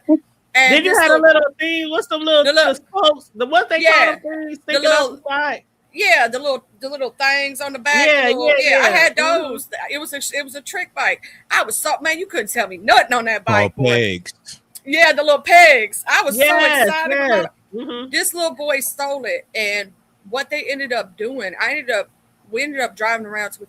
They spray painted my bike, thinking they were going to hide it. Right? Spray painted the Huffy and all the stuff on it, but they did that before.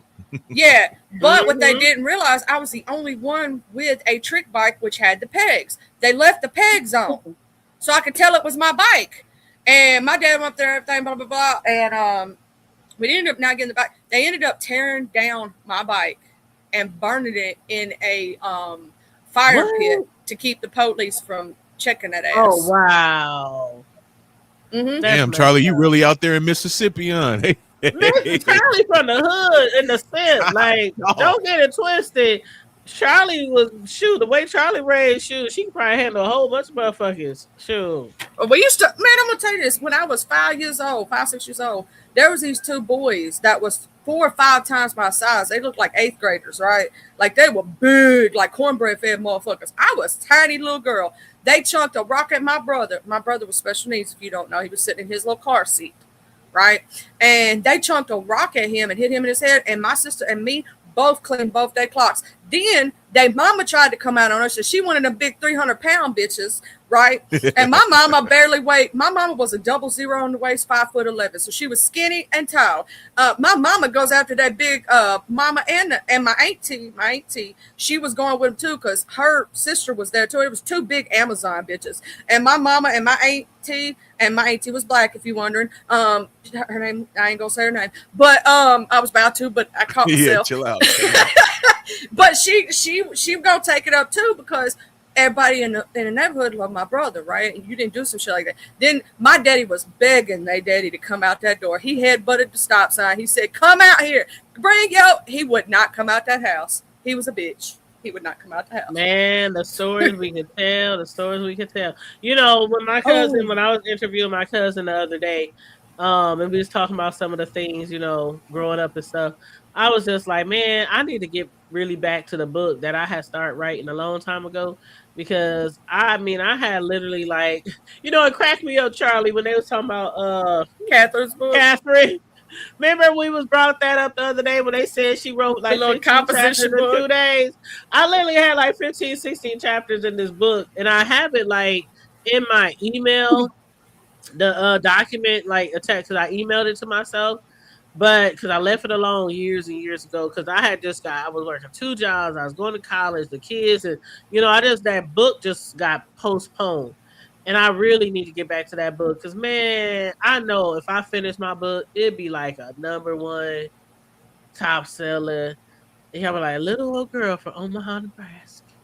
Well, I'm going to say this. A lot of people think because I'm from the SIP that we don't have places like that. Yes, we do. And there's multiple different kinds, right? So you got the ones that are, like the projects. You got your projects, right? And my daddy was considered a project boy.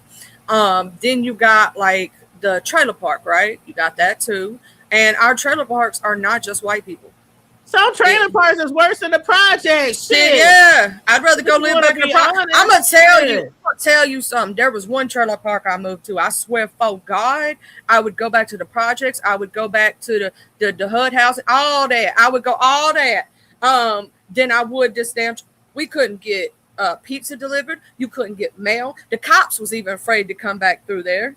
That's why we ended up getting our original post office box, because we couldn't get mail delivered.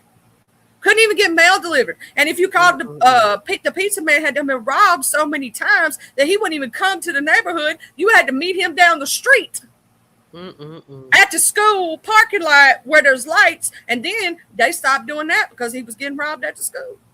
That sound like like Godfather. You call Godfather the Pizza Hut. Do y'all deliver? They gotta always ask, "What's your address?"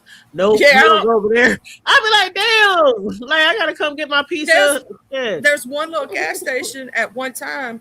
Used to be the they done tried to clean up this little area. It used to be the worst area you could possibly. There used to be shoot ups all the time, all kind of stuff, right? Now they done got it gated and all this other stuff.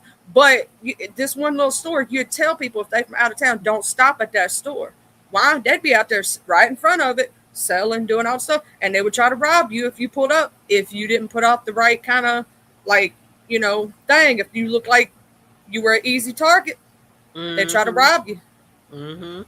That's why I say, shoot, everywhere you go, when we was talking about that story earlier. Now, I know y'all think that I got to follow this story, though, because I got to make sure I follow this story, because I really want to know if they knew each other or not. But if they didn't know each other, or if they did know each other, man, when you out there by yourself, middle of the night, early in the morning, always have your head on a swivel. Yes. Have your head on a motherfucking swivel. Like, I'm so serious. Like, when I walk out in the morning, when I take out my trash, now that I gotta take out trash. You know that feeling like, oh my God, I gotta take out the trash. That's why I got this little boy who cleans my trash cans every 2 weeks. Now that the boys are gone, of course they come around every now and then to help you out around the house. But when it comes to the trash cans, I hate taking out trash. But just things like that, early in the morning, late at night, taking out trash, always have your head on the swivel. Checking your mail. Who might be lurking. And I'm going to tell you, even like now where I live now, I only have 3 neighbors, like beside myself, right? So there's 4 of us on the entire road, and we pretty spaced out. You feel me? Like one of my neighbors has got like 50 acres. The other one's got that. We got 12. The other one's got 12. So we the only ones on this street, right? So I could absolutely leave my shit unlocked if I want to. If I actually we can build some houses on Charlie's property, y'all. Like, bro, I could leave my front door wide open. You know what I'm saying? It's a little different, but you like Vienna, they got all that damn property down there in the SIP. But where I used to live, however, you had to be careful. Like, in some places I lived, it was okay, right? And I slept with my window open and a fan in the window, right? Never had an issue. But there's some places I live, you better not do that. By morning, your box fan be stole. Your box fan. Look, they would straight up cut. They wouldn't even try to get in the house. They just cutting your stuff to get the box fan. They stealing the box fan. Unless I'm on the 2nd or 3rd floor, I would never sleep with my window open around this motherfucker. Hell no. I've been almost broken into multiple times as a kid. You know what I'm saying?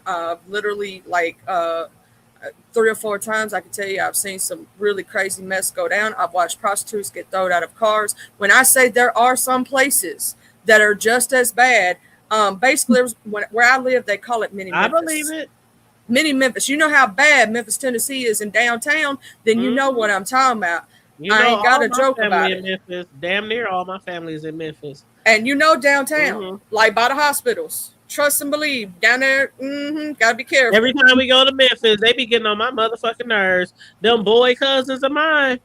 Don't even go off to the gas station by yourself without telling them. They would be blowing up your phone. Where you at, cuz? Where you at, cuz? I'm fine. I'm at the Walmart. I'm at the dollar store. No. Don't let us want to go out to a club where we all going with you. I mean, I'm like, goddamn. All of y'all got to go with us just to go to the club? This is Memphis, folks. This y'all don't know how. Whatever. Shit. Oh, and I'm gonna tell you something. Down in Jackson, it's rough too. When I was down there, when I was giving birth to my son, I said pretty much I got taken down there because when you get sent from up here to down there, it's basically a death sentence because they can't nothing else they can do for you. So they send you to the university hospital, the big one, right? And my mama went outside. I met a friend, and she was there with Clancy. And so my mama, a white woman, and a black woman sitting on the corner smoking cigarettes. The police tried to stop my mama and this woman and asked if they was prostitutes. And I was like, this is some bullshit. You know what I'm saying? But you got to think about that's the area, right? Oh. I'm like, yeah, this is crazy. My mama's crazy. Like when I tell you Medea and the craziest people you can think of, Ratchet and Ghetto, that they wrote the story on, yes, that is her. She was like, what the hell you mean? I'm a damn prostitute. Your mom remind me of one of those ladies who was in that Tyler Perry TV show. Remember the Trailer Park Show? She would be cussing. Mel, do you remember the Trailer Park Show that Tyler Perry had put out, but it only went one season? It was the Trailer Park Show? Yes. And there was these ladies on there. They was Caucasian, and they was body, boy. They was. Let me tell you something. Look it up. Tyler Perry had put out a show, and it only went one season. When I tell you, a lot of people was upset because it didn't get renewed. That shit was so good. They had this dude on there who was white. Oh my God. He reminded me of the dude. What's that white dude that they always put in the books back in the day? With the long hair. He used to be in commercials. Long blonde. Fabio? Fabio? Was he the one in the books? Oh, remember the old romance? They said Fabio. That's crazy. He was the blonde-haired dude with the big he was hella popular in like the 80s and 90s. Okay, that was it. Okay, there's a guy in the Trailer Park Show who looks just like him, but he was like, he was, kind of, You want to hear something funny though? Like I said, Trailer Park sometimes, they can be kind of like a hood, and they was like really hood and really like. I don't want to say ghetto. They ratchet. You know what I mean? Ratchet. They was like ghetto ratchet. They was like that dude. He was cute. He was cute. You want to hear something funny though? Everybody knew, would suspect that my father was my sister's, but he isn't. But my sister is half Mexican, but she looks more like she's half black and half white because of her olive complexion, right? And people swore up and down one day that my mama took my sister to school, but they couldn't see in the car. They swore up and down that my mama wasn't black mama because the way she was screaming out the car and that she had her hair rollers in, all they could see was the hair rollers, right? So that's all they saw. And when she stood out, they mouth dropped. All her friends mouth dropped. Go, what the fuck, your mama white? Growing up in the hood, we had white families, we had Mexican, we had Indian, and I think one of the most rowdiest ghettoest parent that was there was the Indian mom.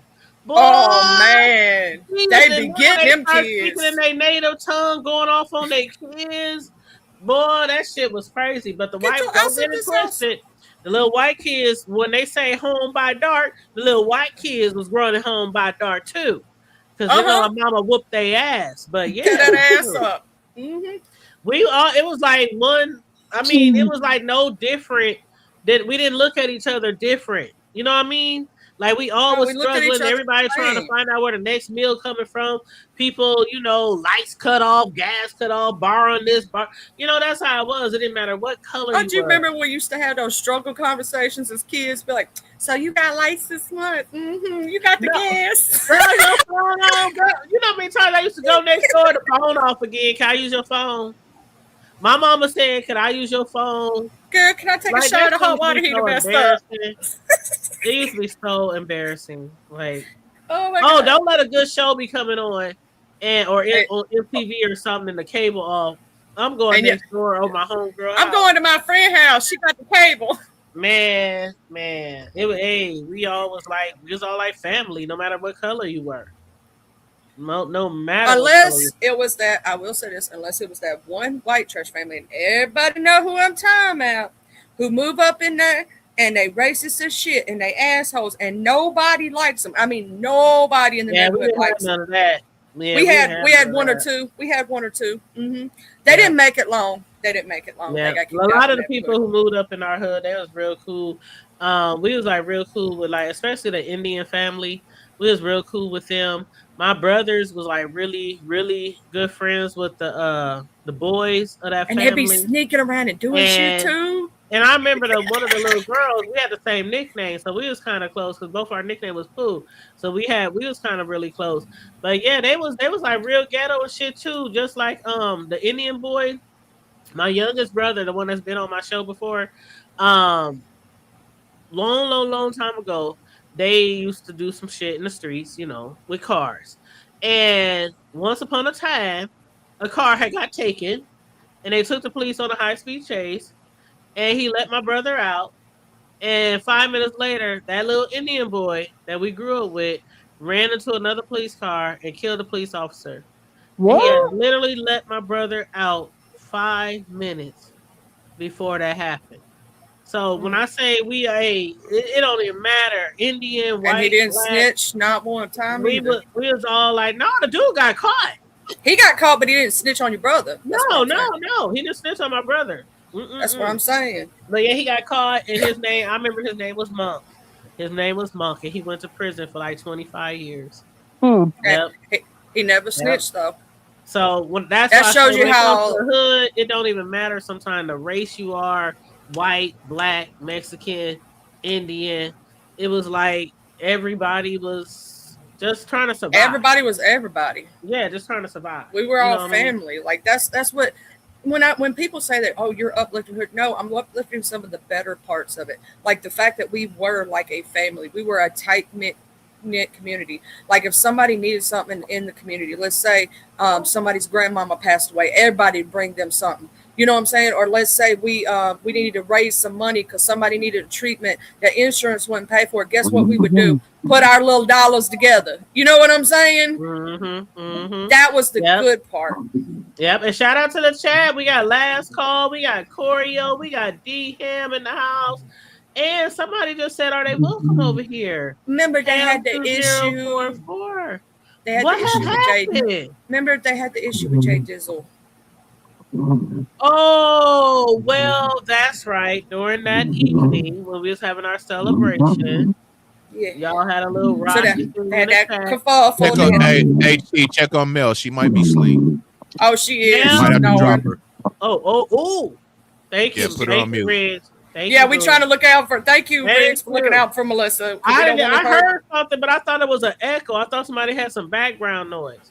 I thought at first it was like just a sound coming from a fan. Yeah, that's what I thought. It was just some background noise. But yeah, you're welcome over here. Shout out to Big Riggs for that. Yeah, you're welcome over here. But yeah, so that's all I got, on the different topics that we talked about. I know sometimes, I'm sure Riggs understand. We be over here on the hood table. Sometimes we can go from one subject all the way around the world and Well, the ADHD is strong with me. I can do 50,000 conversations at one time. Yeah, but I had a great conversation with you guys discussing the two different topics. Two different topics that I'm definitely want to keep my eye on. Oh, thank you so much for the jewels. She said 440 jewels. Thank you so much. I appreciate that. Yes, thank you. Thank you, Pam. Thank you so much. But yeah, we did. I want to follow that story. Charlie, I can't wait till I know you got things going on. So not trying to push you or anything like that, but I can't wait till you start going live again, because a lot of the different topics that you used to discuss on your channel was trending news. So I know some of these topics that has been going around, storylines. Oh, I've been wanting to talk on them and stuff. Yeah, I know. The reason, and Quintos has been on my butt about, but what I was trying to explain to her is with this health stuff, I wouldn't be able to give it the just desserts that it deserves, right? And when I like to dig into something true crime related, I like to really dig in, try to get as much information as I can and be as factual as I can. And if I ain't got the time to give to it and I don't feel good, I don't want to mess it up, because then that adds like negative press to what's happening. And I don't want to do that. I'd rather not. If I'm not going to do it fully, I'd rather not do it at all, because then I'm going to mess it up. You know what I mean? Yeah, I Um, understand. I love some of these trending news things, and I do miss y'all and going live and shit. But yeah, I got to go tomorrow to the doctor. They got me in with the breathing doctor, so I think we're going to discuss when I'm doing the sleep study finally. That's gonna be fun. And then they're probably gonna make me blow in them damn machines and shit. I don't want to do all that. Be like, yo, lung capacity. Oh, I got great know. lungs. I used to have to do that when I used to have real bad Those asthma. spirometers or whatever the hell them things Hell is called. And then they got to see how high the thing goes up in the air. And all that Yeah, kind and of you stuff. got to keep it at a certain area. Can't wait till Yeah. they tell me again I got iron lungs, because that's what my smoke partners used to call me. Big Rig shout out. When I used to puff pass and hit that that harsh, they used to call me iron lung, baby, because I don't cough. Trust me, there's a I don't reason smoke why no I more. stopped. Oh, really? You stopped the dabs too? Yeah, I stopped, man. I stopped drinking. What was it? That night on Be Easy's live, which was a I saw Tuesday, your post. You had posted a then Tennessee bottle yeah, or something. and then Wednesday, before I took a dab or smoked anything, I just didn't. You know what I'm saying? I said, fuck it, man. I'm gonna just go ahead and try it out. So the last 4 or 5 days, man, I ain't been smoking. Yeah, I've been sober, man. I'm so proud of you. That's a Yeah, I've big been decision. sober. I'm on a whole different height, man. That's what's up. I had no idea. We should have noticed. We need to celebrate I ain't this. asked one. I didn't ask one time to take a dab break or nothing. I noticed. I should have noticed it, man. When we did our first show, I remember somebody, I don't know if it was My or somebody, but they was Choreo. like, they said something funny about dabbing Choreo. and choking, or don't be choking tonight. They said something like that. It in was the chat. choreo. Was it remember? choreo? Remember she had that joke that that one time you fell asleep on a live and then he was dabbing it out and she had to fight for her life. Yep. And I didn't even notice, Riz, that you were. Wow. That's what's up. Off top. That's what's up. I'm so proud of you and See, congratulations. when I And stopped smoking, I had to eat. I was eating all kind of snacks and candy. And I've I actually been stopped. sleeping better and all kind of shit, man. That shit wild. it is I crazy.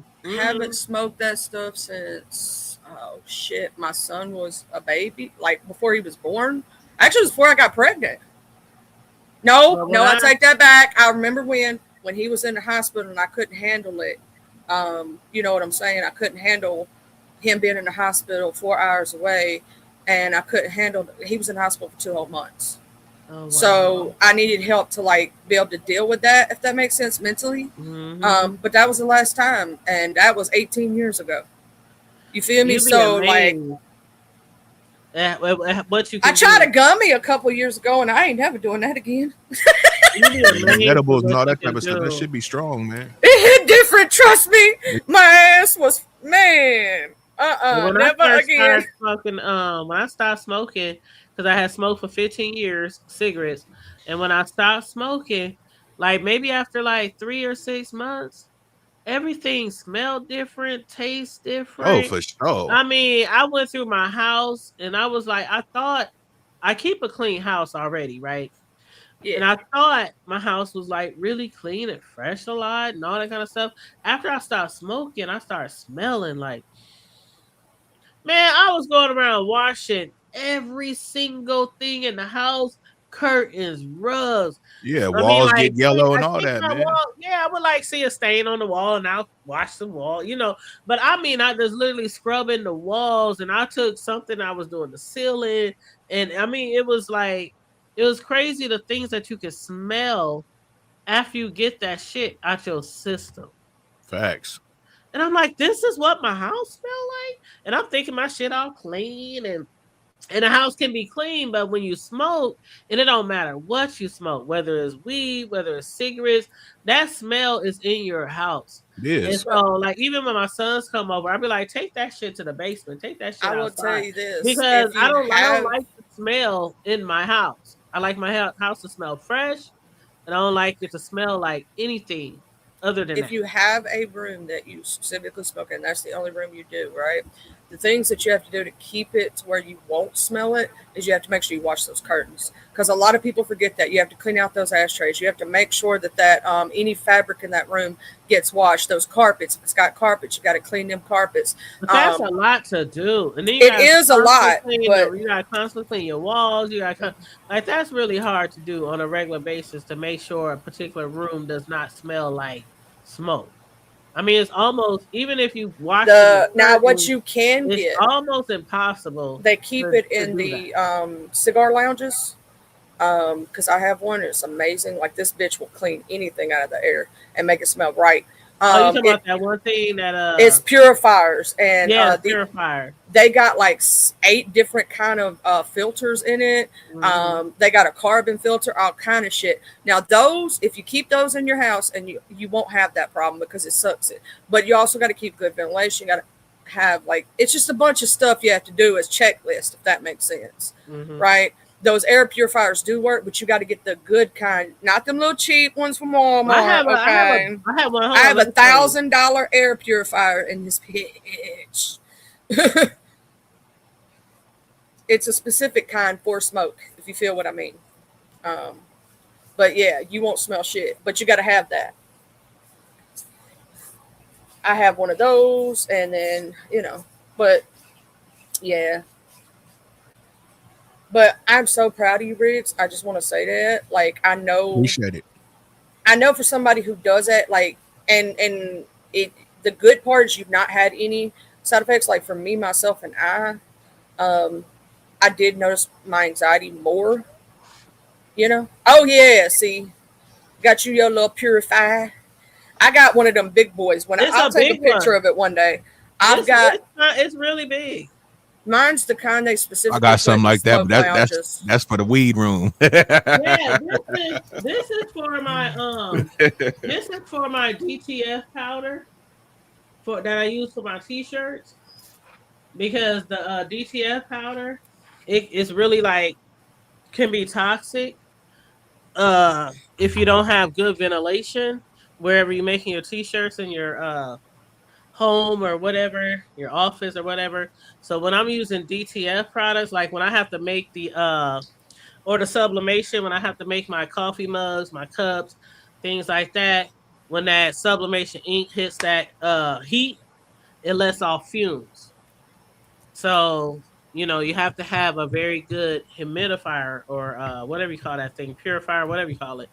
But yeah, I got this from Amazon, and it works really, really good. But we have the house, like, Rabbit Air.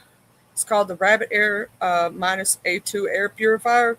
It is $595, but these are the ones that they put in those cigar lounges. When you see them on the wall and shit, they look like just a little tiny black thing, right? It's got all kind of buttons on the side and stuff. It's got turbo and all this other crap.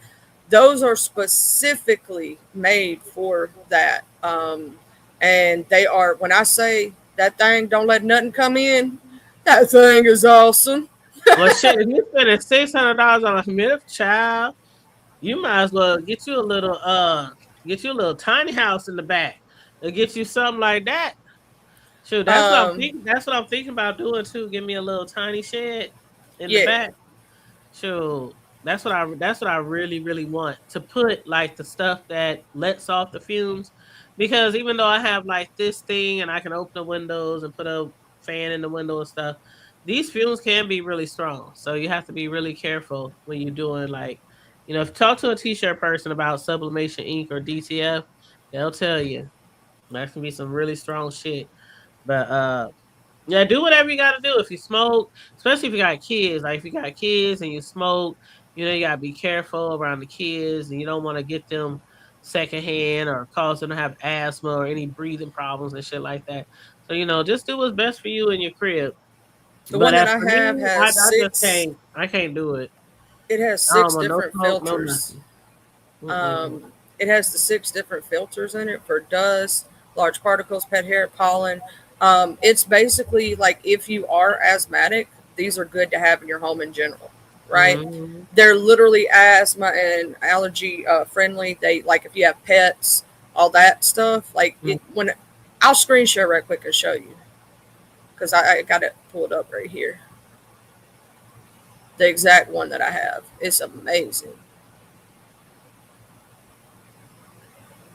It just looked like a little wall unit, like a little, you know what I'm saying? I see what you're saying, yeah. Yeah, you've probably seen those if you've ever been. Some businesses have them just to be having them. But the filter system, this is what I was going to show y'all. When you scroll down right here, it shows you what it takes care of in the air. It takes care of dust mite matter, airborne mold, fungal spores, pet dander, airborne bacteria, particles that carry viruses, VOCs, pollen, all that stuff, right? This is the 6 stages. You see all those filters? Mm-hmm. It takes care of everything, baby. That's why I like it. Because it doesn't just help with, like, if you're a smoker or anything. It helps when you're not. So for those people who have, like, really bad allergies and stuff, this stuff right here. Yeah, that's probably perfect for that. Somebody who got really bad allergies. Yeah, I don't think I'll need one of those, though, but if I did, I definitely will look. But see how small it is, and you'd think it don't do nothing. I see. It looks like a little TV. And it's amazing. When I say it's got like all these functionalities that you can do, I wish it showed a picture of the functionality better. Because it's got high, low settings, auto settings. It's got turbo settings. It tells you when the filter needs to be replaced. Yeah, for $600, that thing need to be breathing for you. But yeah, I was just wanting to show you. That's a good one right there. I'm going to stop that screen share. But it's a good one though, for real though. Mm-hmm. I believe you. I believe you. Why does it look like Riggs is like froze, but he's not? Like, no, he's not froze. I'm looking at my shit. That's why. You're like you were so still there for so long that I was like, wait a minute, is he froze? Well, I know tomorrow I'm gonna tease Mel when I talk to her. But Charlie, did you get your message in my IG? Yes. Tracking. Okay. What I'm gonna guess is that one will be here tomorrow on Monday, and the other one will be probably around Wednesday. Because our mail does move slow as all get out down here. Mm-hmm. But see, I had lost my tracking. Remember the other day? Yeah. TC was like, go look at the tracking. I said, I don't know. I think I left it in the car. So when I came into my office today and started setting up and moving stuff around, I had something sitting on top of the receipt from the USPS, from the post office. I said, here it is. Oh, my God. So I hurried up and got online and looked up all the tracking information. I started sending the information to you because only you and Uppity is missing or haven't got your stuff yet. Uppity got her tumbler, but not her mug, and you haven't got either one of yours. So I sent both of y'all the tracking information. Oh, here's the thing about mine. It'll take a little while, but it'll get here. It's just I know I was looking at it, I was like, damn, it ain't. You saw how long it sat in Memphis? Baby, that's our main problem. Damn, why is it still there? Like, that's crazy. Memphis distribution center can take a long time. I'm just going to pre-tell you. I've told my friends, it's like, yeah, you can pay for priority, but it ain't gonna matter. Because it's still going to take 5 or 7 business days to get here. And I did send it ground, but I didn't think it was going to take that long. But I know it do. Yeah. Don't even, if you ever send anything to me, don't ever try to send it priority because that's just a waste of money. Say God knows truth, because it still takes long to get here. The only reason you should pay for that is if you want like tracking or something like that, but not like don't pay for the 2-day or the 1 day. It ain't going to happen. It just ain't gonna happen. That it would get there sooner because, like I said, when the first time I ever sent something was to Riggs, and he got his a lot earlier than I thought he was gonna. But he in Cali, so I just thought that he would get. They be on that shit. But still, even with like Uppity or but then again, she is way up there in New York, so it has. The New York distribution center is also crazy because it's a big hub. Yeah, TC got her shit like right away. It's when they have to go through these hubs, these big hubs, is when it's a problem, right? So I've gotten stuff from New York, and the problem is it has to go to Jersey and then go to New York. And that distribution center in Jersey is slow. So is the one in Memphis. So when I used to get shit sent for me from up there to down here, when it went to Jersey, it sit forever. Then it finally come down to Memphis and it sit forever. You know what I'm saying? Then it finally, once it starts rolling out from there it's fast, but Mhm, them mhm. distribution centers, baby. Yeah.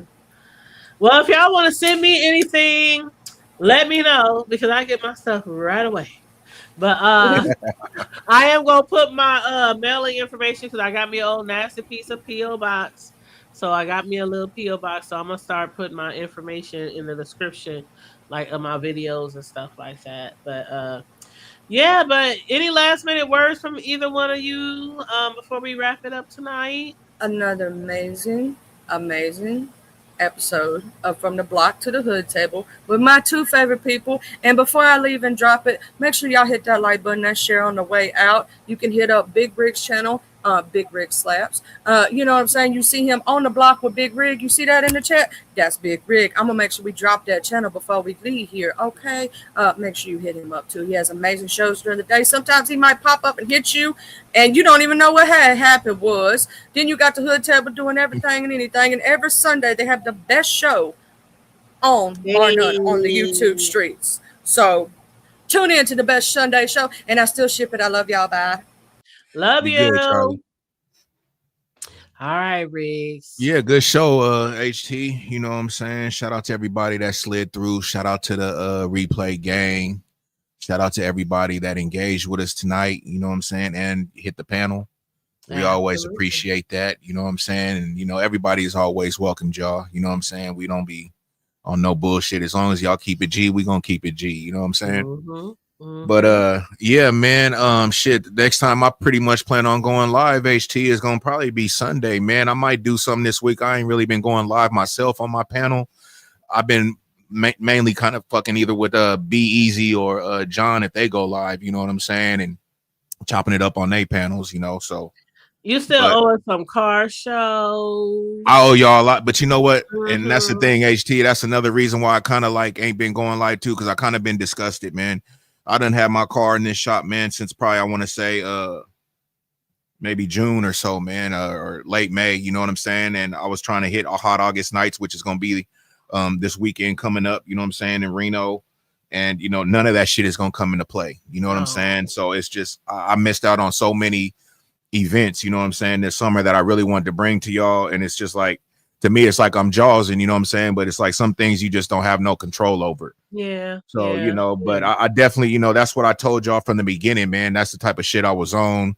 And it hasn't came to the floor yet. You know what I'm saying? But we're going to make that happen, man. And we're going to definitely get some good ass, you know, footage, you know what I'm saying? But it just ain't going to be this summer, y'all. This summer over with. It's a rap video. We understand. But it's all good. We understand. And Charlie did drop your link, and Pam did tell you. Appreciate that, Charlie. Congratulations. Appreciate that, Pam. Yeah, that's what's up. That's what's up. And thank you again, Pam, for the jewels. So we about to be up out of here, y'all. Again, make sure y'all like and share the video. Subscribe to Riggs. Subscribe over here if you have. Go ahead and drop me HT so I don't mess up your audio. Shout out to the chat, man. That's where it's at. I got you. But yes, absolutely, you guys. We about to wrap it up. I'm about to drop Riggs. And you guys make sure you like and share the video. Again, subscribe if you happen to be new here. If you want to donate to the platform, $, the Hood Table 402. Also, if you want to donate to Riggs, it's $Rig twice. So if you want to donate to Riggs to his Cash App, feel free to donate to him or I. $Rig twice or $the Hood Table 402. Salute D-Ham. We out of here, y'all. We out of here. Charlie, thank you so much for joining us on the panel. Mel, thank you so much for joining us on the panel. Even though Mel, she was like, ooh, I'm gonna stay up here with y'all for a minute. I think we just talked her head off, and she was just like, I'm out of here, y'all. But again, love you guys. We'll see you next Sunday over on Riggs, over on the block. Same time, 7 Pacific, 9 Central. If he happen to go live in between time, he'll post it up on his wall. If I happen to go live in between time, I'll post it up on my wall. But other than that, stay safe, be blessed, remain vigilant at all times, and always remember to keep it hood. I'm out. Bye.